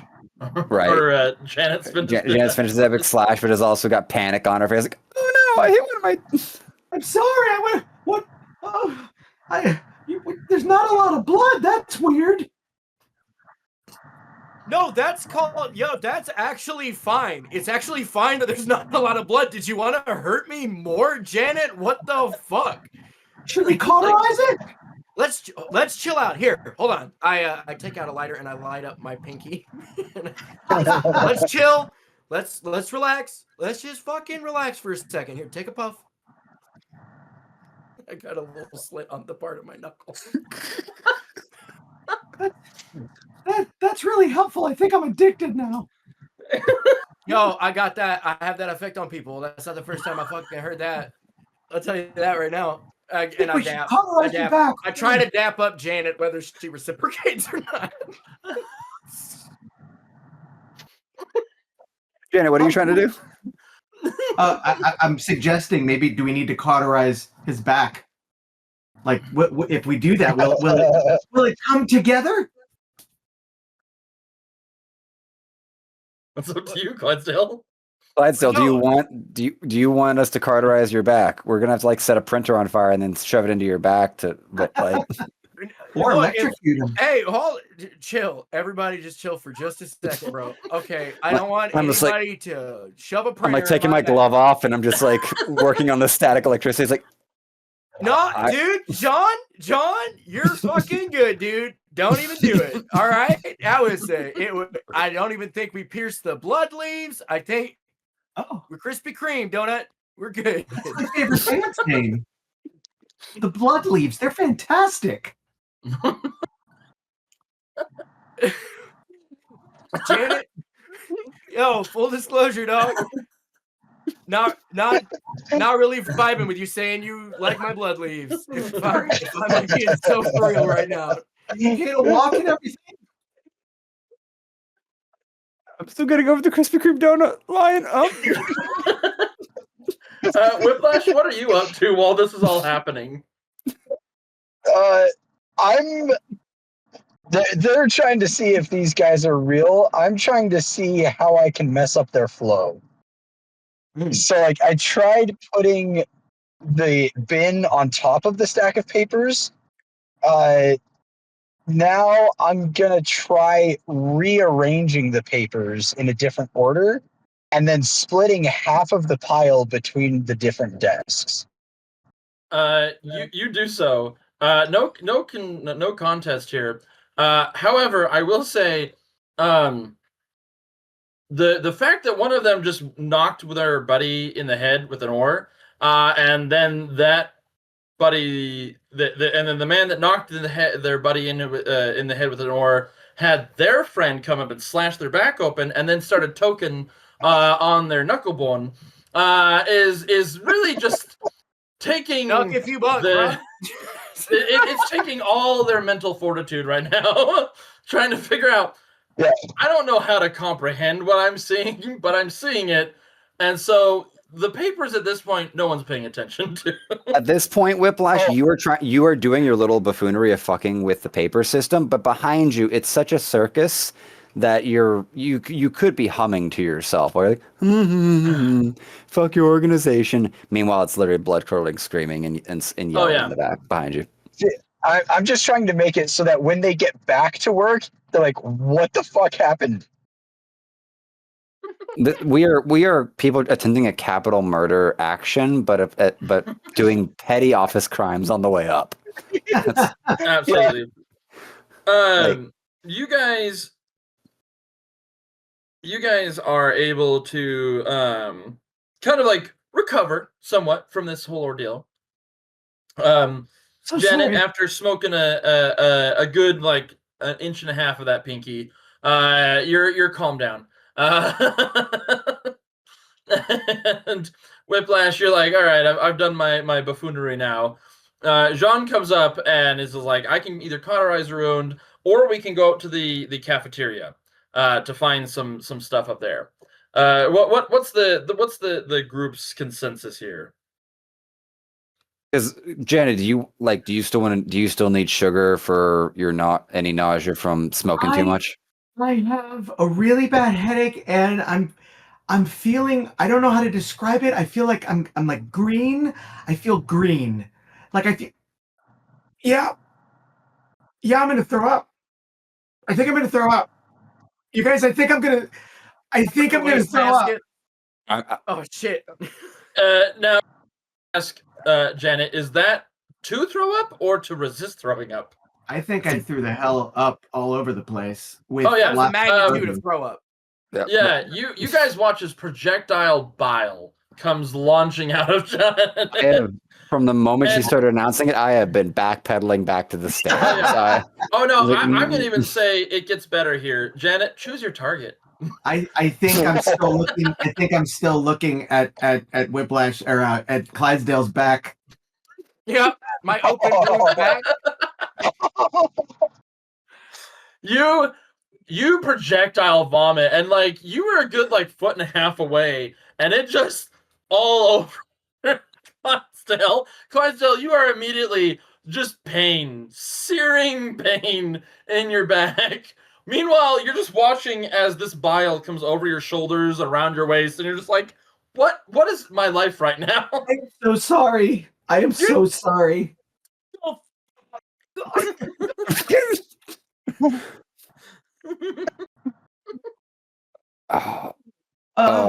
That's. I don't want to cauterize that wound anymore.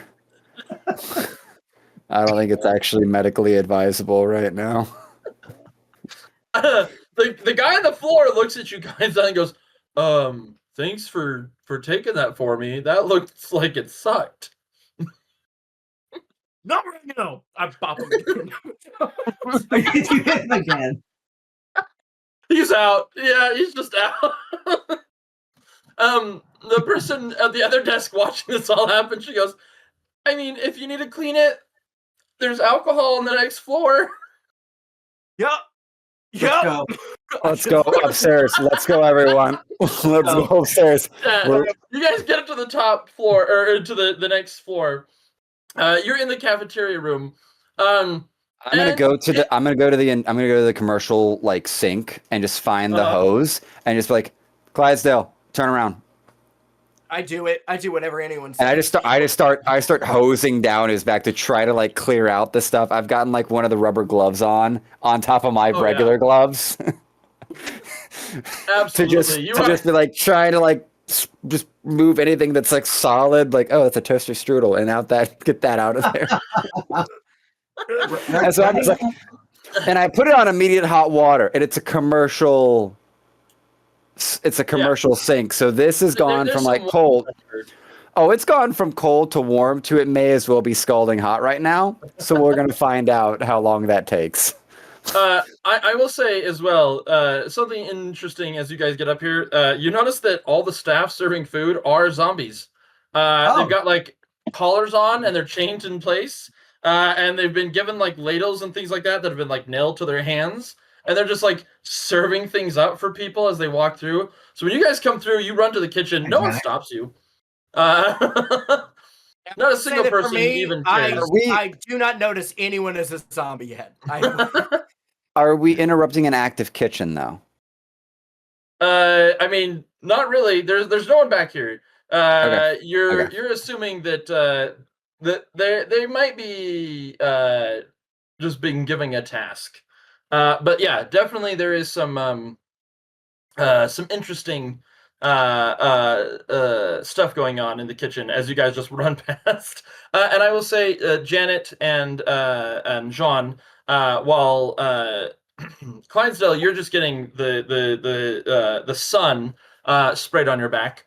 The other two of you, Flash and Janet, what are you doing? Yeah. So I will. I immediately start running up because I'm so concerned, and running up, I start feeling really lightheaded. My head is just buzzing, and I might pass out running up the stairs. I might not even make it up the stairs because like I've never smoked anything before. Success or fail, draw, and that's a success with a king. I make it. Yeah, you managed to like fight through the nausea and the headache and the general displeasure that you've been feeling, and you managed to make it to the kitchen. And I will say that you and Whiplash, you and Whiplash notice there is a bunch of liquor here, just copious amounts of alcohol. That has sugar in it, right? Will that help? Are you asking me? Jean, will that help with sugar? Is that? I wouldn't recommend that combo, actually. And I look around and look for it while I'm like spraying, liquid sun on, and I spot a jar of like granulated sugar. I was like, eat that. Eat the granulated sugar. That'll help with the nausea. Okay. What? What? Whiplash? What?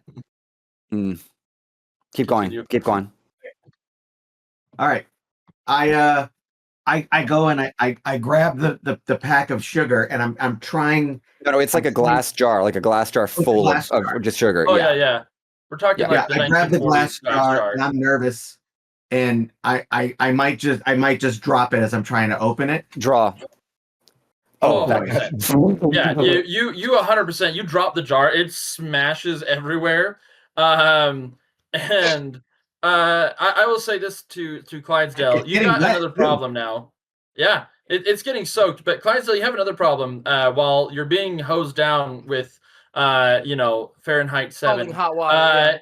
Yeah, you're also now aware that you don't have any shoes on, and there's now just broken glass and sugar everywhere.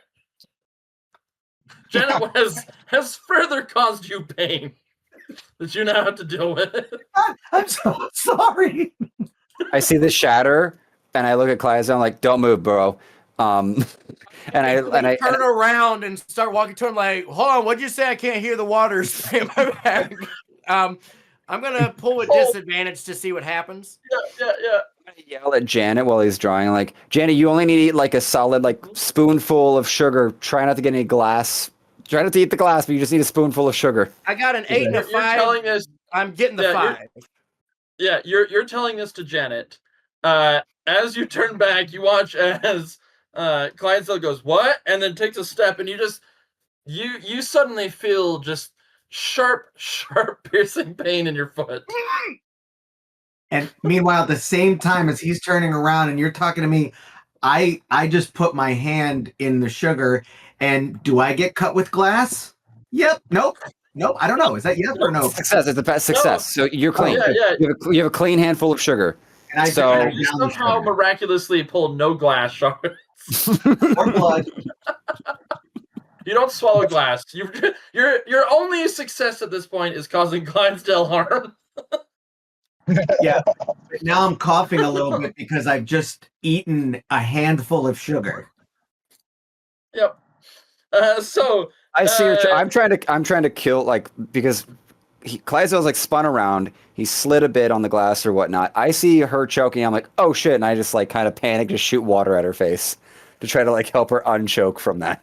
I'm gonna draw for quality of aim. Oh, no. It's a king. It's a straight shot. It's a straight shot to her mouth, but it's still sun-baked water. Oh yeah, 100%. You are not having a great time, Janet. All right. I get hot water to the face. I'm burning, and I'm also now coughing. I draw to see if you successfully swallowed any of the sugar. Yeah. Yep. Yeah. I ate all. Absolutely.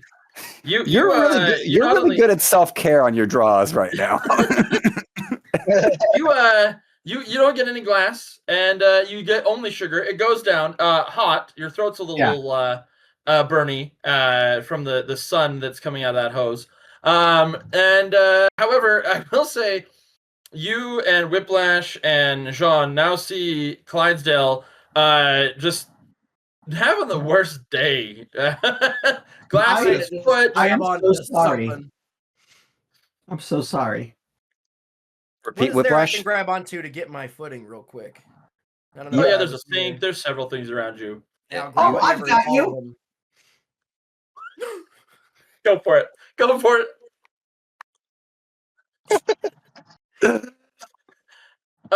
Okay, ahead. Janet. Can I take this one? Yeah, Yeah, go ahead. go Janet reaches for you, gets a 3. What happens here?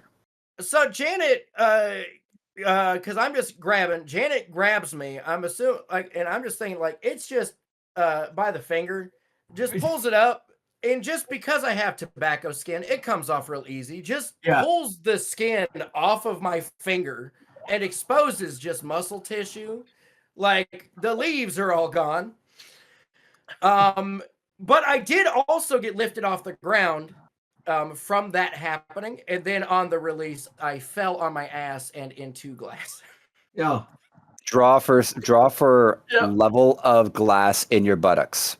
All right, ass blast check. Here we go. 7. An average amount of glass in my asshole. Yeah, an average amount. Yeah. So it doesn't. You don't land on the hole. That's the important part. Okay. We're rimming. Okay. Good job. Fantastic. Just So as this is. Yep. Go ahead. As this is all happening, I'm just kind of slowly limping up the stairs. Like I'm trying to get back on objective. Yeah, I'm hurting. But are you trying to come into the cafeteria, or are you trying to go past the cafeteria? Because the ruckusing is very obvious. The screams, the hot water, and then the slight moaning of like Minecraft zombies in the background kind of color the situation. You know what I mean? So are you going to go into that cafeteria, or are you going to proceed up the stairs for the mission? I'm proceeding up the stairs. Okay. Yeah. Keep going. You were heading up the stairs. The rest of you have drawn the attention of the zombies. They don't have a long leash, but like several of them like walked over, and they're just staring at you at the moment. This causes the only manager to come in, and he just goes, "What on earth is happening in here? Who are you? Like, I don't know you guys. Are you Marcus's friends?" Does he have a name tag? Yeah, it just says John. Dang it. I was going to be a Rob. But it says Jean, but he pronounces it John.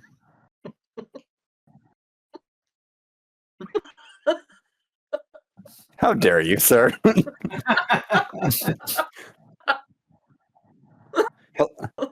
Oh, a fellow Jean.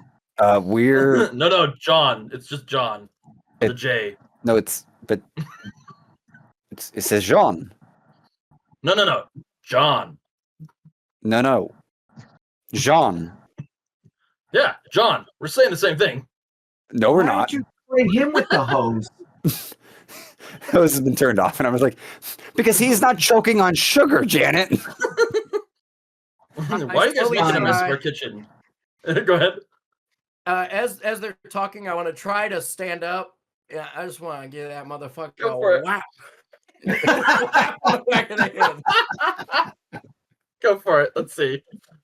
That's once again a 7. That's an average get up. That's an average get up. You've gotten yourself up. Your buttocks is shredded, not bloody, but shredded. You know what I mean? Yeah. It's going to be good filling for some cigars. Draw for your swing with disadvantage because you are still cauterized, scalded, and shredded on your buttocks. Swing it, John, this heathen. Yeah, go ahead and John, go ahead and swing. Let's see not Jean. What happens? I'm look at me, tobacconist. I am Jean. He is John. Hit him. Hell yeah, brother! I got you. With disadvantage. Yeah. Let's see what happens. We got a 4 and a 9, so a 4. 4. You swing John. Yep, go for it. Drawing for disadvantage on my luck of the situation. Yeah, no, and Janet, why don't you go ahead and join That's a 3 and a Joker gets thrown away. The Joker gets thrown away. I get smacked the fuck out by Clydesdale on this one. And then 7. Clydesdale, you go to hit John in the back of the head while he is talking to Jean and Janet, and Whiplash has already gone up the stairs. You hit him over the head, and the shotgun goes off.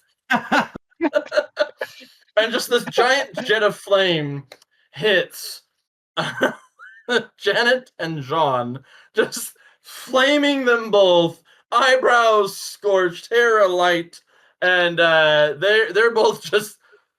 I mean, John's he's out. John is just passed out. He's just out cold as you've cracked him. Janet and Jean, how are you doing? I'm passed out, but I'm drawing for how well my clothes that are kind of that, I want to say rubber polyester for some reason. My clothes are solid. They're scorched, but they're fine. But the crack, no, I'm out cold, like you said, on the floor. Go ahead, Jason. Yeah, yep. I'm on fire, and I see the water on the ground, and I'm diving to roll. You 100%. You roll into the water. You even save some of your hair. All right, draw for how much glass you roll into while wow. Some. Yeah. Not enough to be medically concerned. Like you get fiberglass. You don't even actually get glass in you. Today. You get glass in the leather you're wearing, in that outfit you have on. Like the glass in like beds in there. But other than that, you're just able to like stand up and just like, and you're good to go. While I'm shaking it off the glass, because Clydesdale is right next to me. Okay. It What hits him. were you attempting? What were you attempting again? The glass that's on me, I'm shaking it off, and it flies right into Clydesdale. You shake off the glass, and little tiny shards of it just shatter around you. They get on top of Clydesdale and on top of John and Sean as you just like shake it all off. I'm gonna say for now, luckily, it's not like a ton of jagged pieces. You've rounded out the glass. You two just kind of come to with little diamonds of glass showering your face, and you're able to kind of recover from this slightly. Whiplash, as you're heading up the stairs, you do hear as you get to this next floor, you do hear a bunch of people saying, "It's like, oh, we'll send a runner, Rob. He can run up and tell Marcus the tower's under attack, so he can fly away, so we don't lose our golden egg. But just in case, we should send the actual armed guards after whoever's here." Does anyone know where like the armed guards are? And they're like, oh, they're on the 28th floor. So we'll start heading up that way to get the actual like guns and whatnot. And they're like, okay, cool. The rest of you, just like with your brass knuckles, just go down there and find them and just mess them up. But you hear this happening, Whiplash. What do you do when you get to this floor and hear this information? I want to try and catch Rob, the runner. Mm-hmm. Because I'm pretty sure I can run better. Yeah, no, he's going up the stairs. Go ahead and pull for me. Okay, let's see. What is that? That is a 5. 5? Absolutely. You you catch up to Rob. And you don't, for once in your life, you're able to think about as fast as you were running, as it was only 1 second. The buffering was a lot less. There's a crack. The three of you that are down in the cafeteria, you suddenly hear that crack of a sonic boom and go like, oh crap, Whiplash is in the middle of something, and you begin to take off towards him after, well, I guess the question should be, do you guys apply any alcohol to Clydesdale? I have completely forgotten about the alcohol entirely. I'm going to draw to see if the sonic boom wakes me up from my cracked out coma. Yeah. That's an ace. Yeah, you're awake. Sonic boom, just where's Whiplash? So I'm up and awake. I think I'm pretty sure he went up and around and up and out. Y'all Let's know go. how, like fucking stairs. Let's fucking stairs. Let's go. I dust myself off and start booking it for the door. Like to As I'm running, I want to bop zombies. Yeah, go ahead. Again, you're bopping them. Go ahead and just pull to see if a shotgun goes off. I got a 5. Yeah.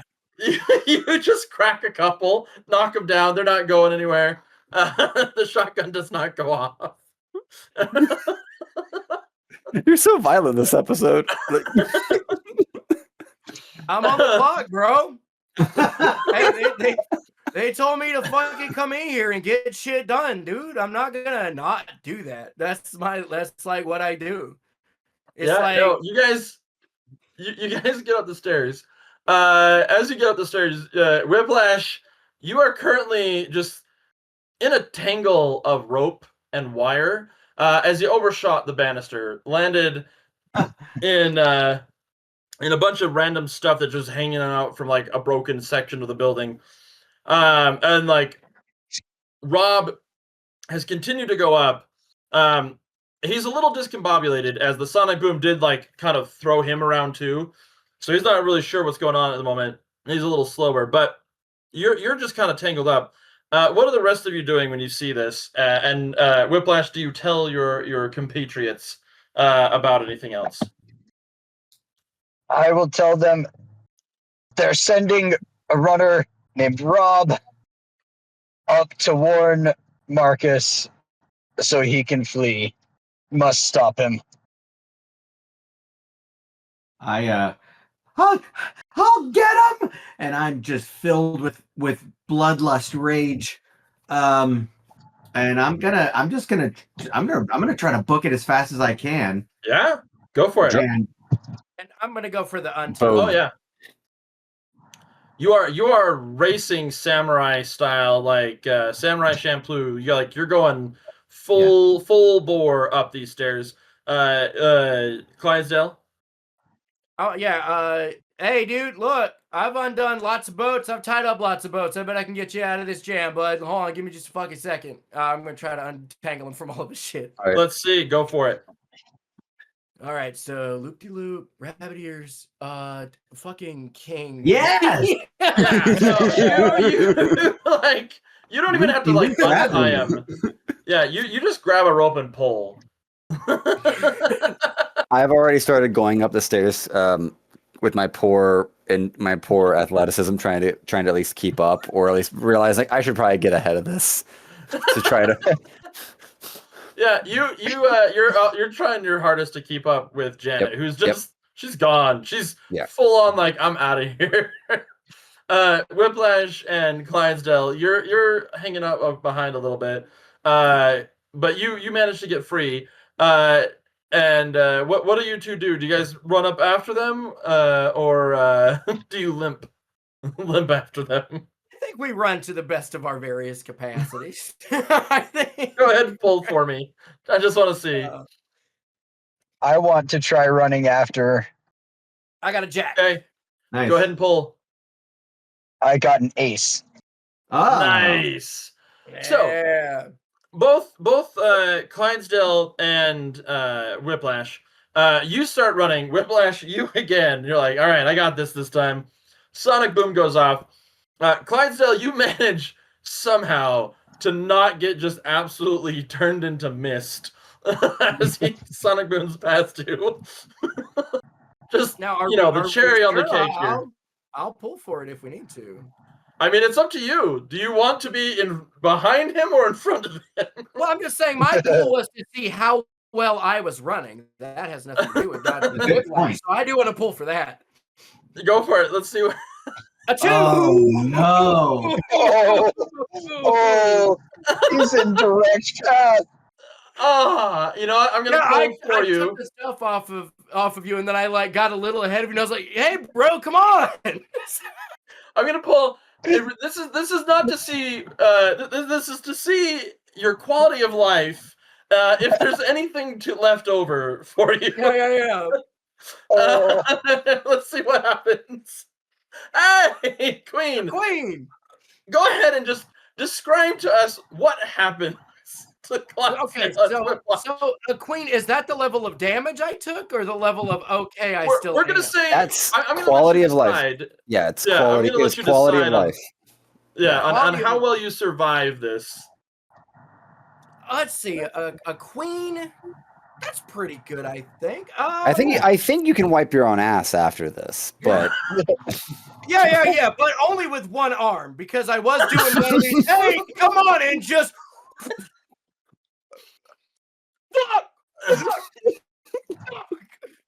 Yeah, you are down an arm. I'm looking for my arm, like on the stairs anywhere. There's just like a red streak going up that I'm assuming was my fingers. Yep. And I'm assuming some of the tobacco like is falling from the sky like as ash because it's absolutely cooked. Tobacco confetti falls around you. I try to grab as much of it as I can as I shadily go up the stairs. And by the way, And I'm just trying This is to also- shove it. this is also Yeah, happening in slow motion. So there's like this beautiful scene with orchestra music happening, crescendo. Yep. Fuck, bro, fuck. Janet, you catch up to Rob as you have just been power running up these stairs. You see Rob, he's fit. He's got one of those skin tight shirts on. He's looking a little more fit.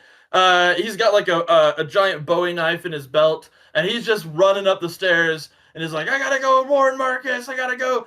And you've caught up for him. You're like hot on his heels. What do you do when you catch him? Me? Yeah, Janet. Yeah. So I am now in. Yeah, I didn't hear a lot of. I'm now in Kill Bill mode, pretty much. So I'm ready to paint the walls, and I'm focused. So I'm like, I've got you. And do I need to pull 2 here? What's the? No, just pull 1 for now. I just want to see what happens here. Let's see. A 9. So you're living up to the Janet reputation. You catch up to him, and I'll say that like he pulls his knife and is able to at the last second to like catch it, and he's like on the ground with you like holding over him like and you two are now locked in this like epic fight scene. We'll come back to you in just a second. Jean, you are running up the stairs. You hear a sonic boom, a lot of cursing coming from behind you. Your ears are ringing. Go ahead. What's happening right now? I hear that sonic boom, and I immediately go, "Oh fuck!" and I just throw myself against the wall, pretty much. Yeah. Go ahead, pull for me. I want to see what happens. Oh no! Let's say I picked the wrong wall. And let's say no. And how much of my nose do I lose? Success, most of the nose. Fail, not. I lose my entire nose. That's what happens. I lose my entire nose from just a smear. It's that pure. It's just pure cavity. It's just pure sinus cavity. Yep. Just more of that orchestra of slow motion happening. Just like call Maria. As Whiplash is just going up the staircase. My nose like vaporize in slow mo. Just you just watch as the cartilage just vaporizes past.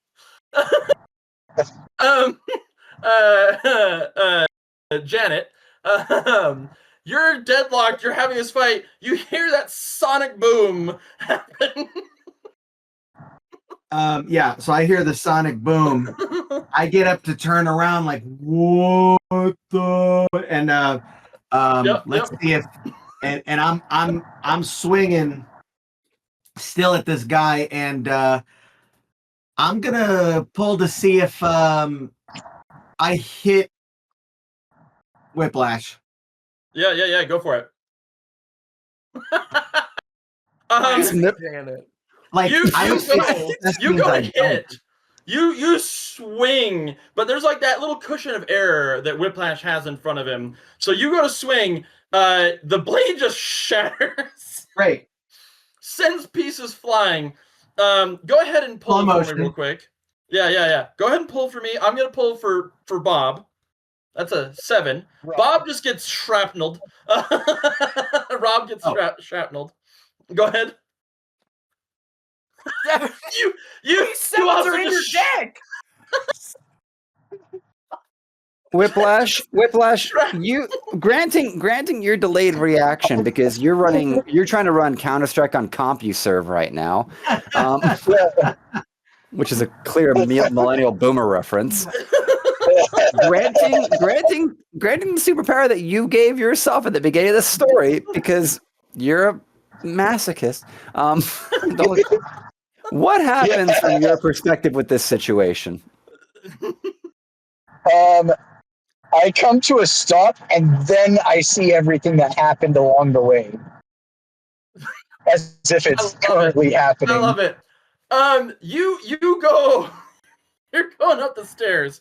You get to the top floor, and Marcus is just like sitting there. He's got a glass of wine. He's having a bougie night, and you just come blasting through in like a flash. I'm gonna draw for Marcus to see what happens to Marcus when you arrive on this floor. Oh no! That's a 2. You through Marcus. Marcus doesn't exist anymore.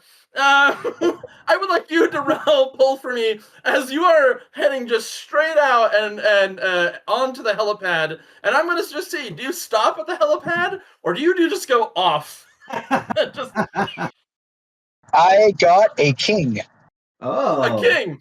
You stop, and the buffer begins as all of the last like 20 seconds just starts downloading into your brain, and all the pain and everything else is now just coming to you all at once.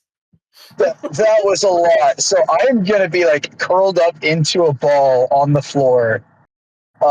Whenever everybody else gets up here, they're just going to see the entire room is red with me curled up like in a semi-conscious groaning mess. In the fetal position, some shards of like teeth, skull, everything. Everything is in this man's body at this point. Yeah. The question is, do the rest of you go up to the final floor? I'm absolutely going up there because again, I'm even though I'm Kill Bill without a sword, I still have the hilt and some jaggedy pieces.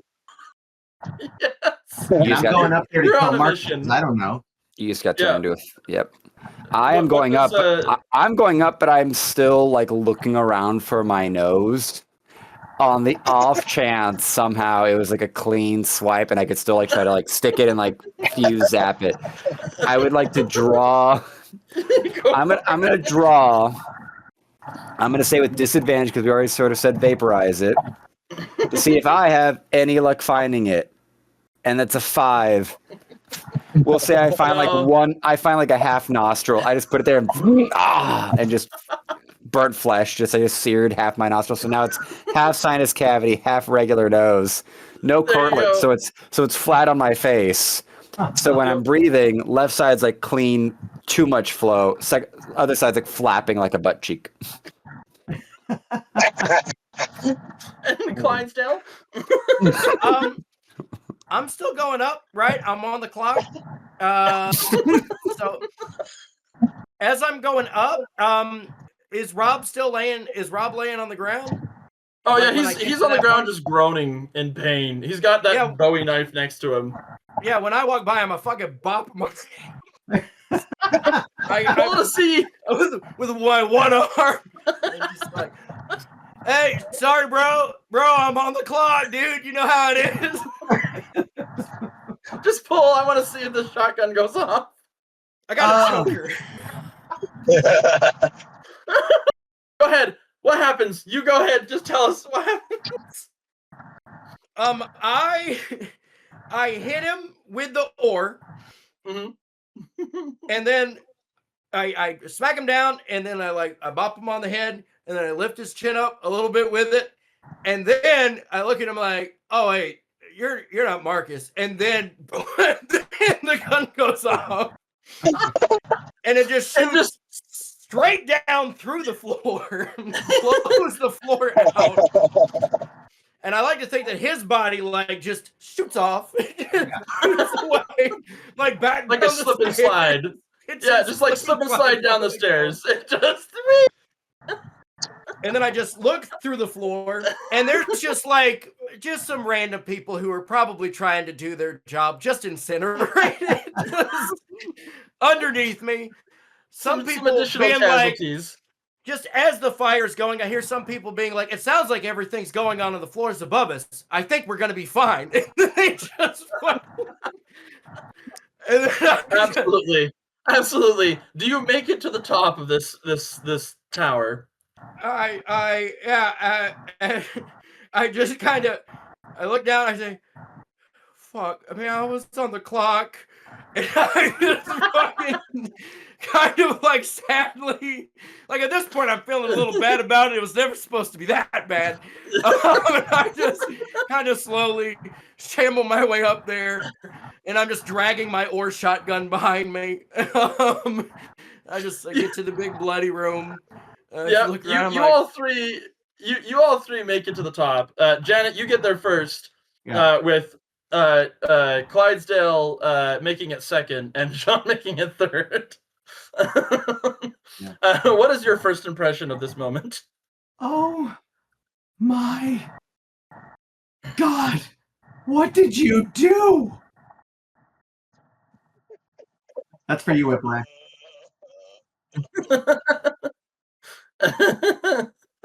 Clydesdale? Hey, fuck. Like, hey, Whiplash, did you, like, do the thing that you always do again?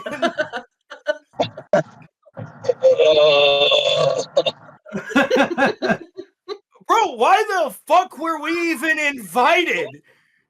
You fucking...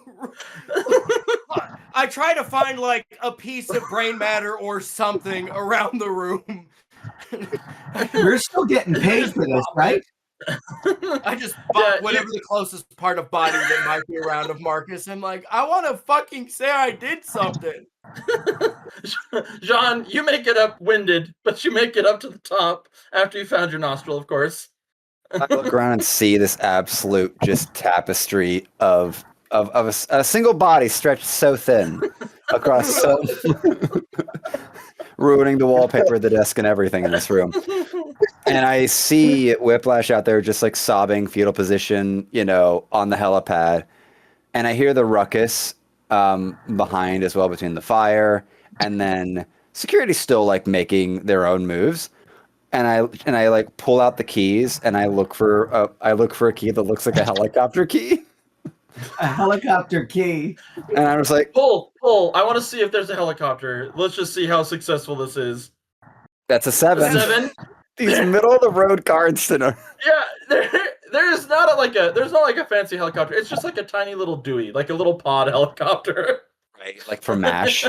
Yeah. So it's a little MASH. So it is a helicopter, but it's not what we all were thinking it was going to be. Yeah. It's not one that's got a bar inside of it. It's like Yeah. Like, all right, guys, we probably need to get out of here. And I go over, I grab Whiplash because he's catatonic, and I just load him into one of the side bobs, think MASH. It's like, alrighty, buddy, hang out in there. I just close the latch on him so he's locked in this side pod. I was like, do any of you know how to fly a helicopter? I know how to fly one. I have one fucking arm. You work the rudder. Wait. Bro, I swim. I do boats, dude. Janet, come the fuck on, Wait a minute. man. I grab. I'm like, we gotta go. I grab Clydesdale by the arm. He's like, either you're driving the rudder or you're in the pod. Fuck, bro, give me the rudder. All right. Just give it to me. I go into the second pod and I just latch it up. I just latch it and just start praying. Just Guys, Sorry. All right. I can fly this thing, but. And I look over at Clydesdale. I need a smoke. Come on, buddy. How about it for old times? I take my lighter and I just light the spot where my arm was, around where my arm was connected, that little circle. And I John, Janet, just John, I need more than that light. John, please. Do I convince John to Are you talking to Clydesdale, the tobacconist? I'm talking to you to light a little bit more than that. Because I want to take a super breath. Oh, come on. I get out of the pod. And I was like, all right, fine. Take the glove off. I look Clydesdale in the face like, I'm really sorry about this. Hey, dude. Hey, listen. It I can't slap be him. worse. Just lightning just sears your side of your face. Just giant plume of smoke comes out. Go ahead. And I'm gonna take a huge. Go ahead. I'm gonna say that you can watch the fire as it slowly crosses across my face, and I just become ashen, going slowly down to my neck. And I'm pulling for inhaling as much as possible to get me buzzing again. To see if we successfully get up in the air. Yeah, no, you inhale so much, your body just becomes a light. Jean, you get back in, you pull the capsule shut, start praying again. Clydesdale, you're just in a seat. Clydesdale, you're inside me right now. Fucking nice, dude. We're doing this together. You're part of me. Fucking stellar, Janet. Fucking stellar, dude. And then we're just flying away. Yeah, you fly off. You get back to the headquarters and are given like an additional like 20 pounds of dry sand. And the guy just looks at you and goes, "Looks like it went successfully. You ready for another job?" And we'll end it there. We also use a 1980s sitcom at the end.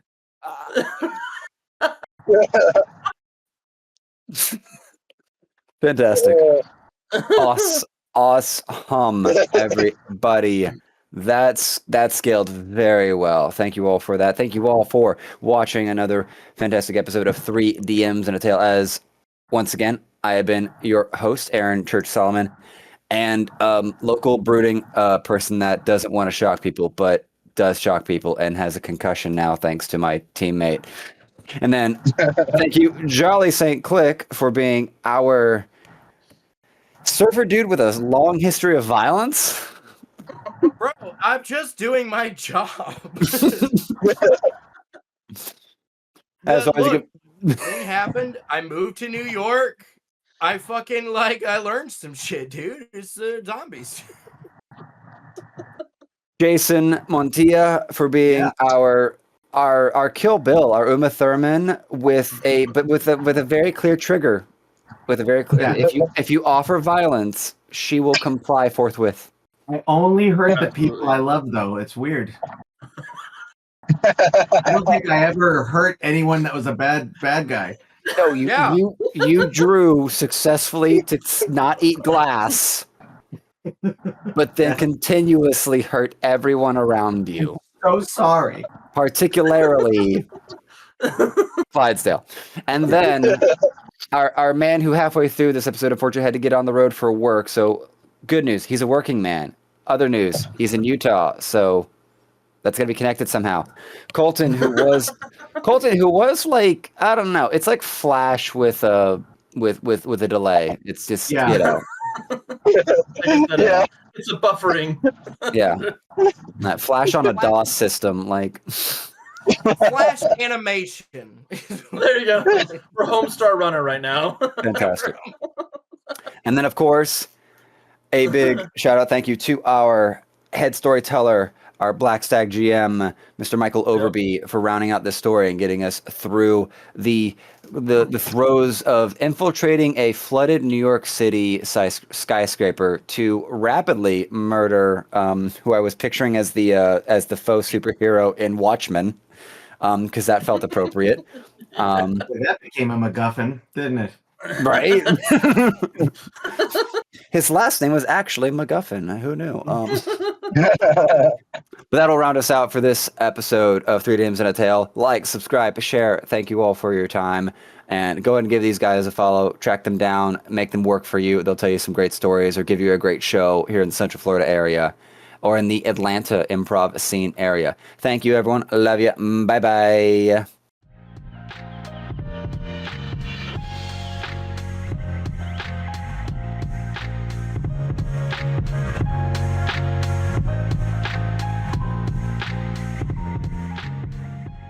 This episode of 3 DMs and a Tale is brought to you by Marketing by Tiffany S. Scroll stopping content, strategic social media management, reliable execution, your next creative partner. Tiffany has it all. Backed by 10 years of experience in project management and advertising, she knows what works. From smart strategy to the right tools, she helps you rise above the noise and stand out from the crowd. Reach out to Tiffany with the link below for your marketing needs and see if you don't find you and your business growing exponentially very soon.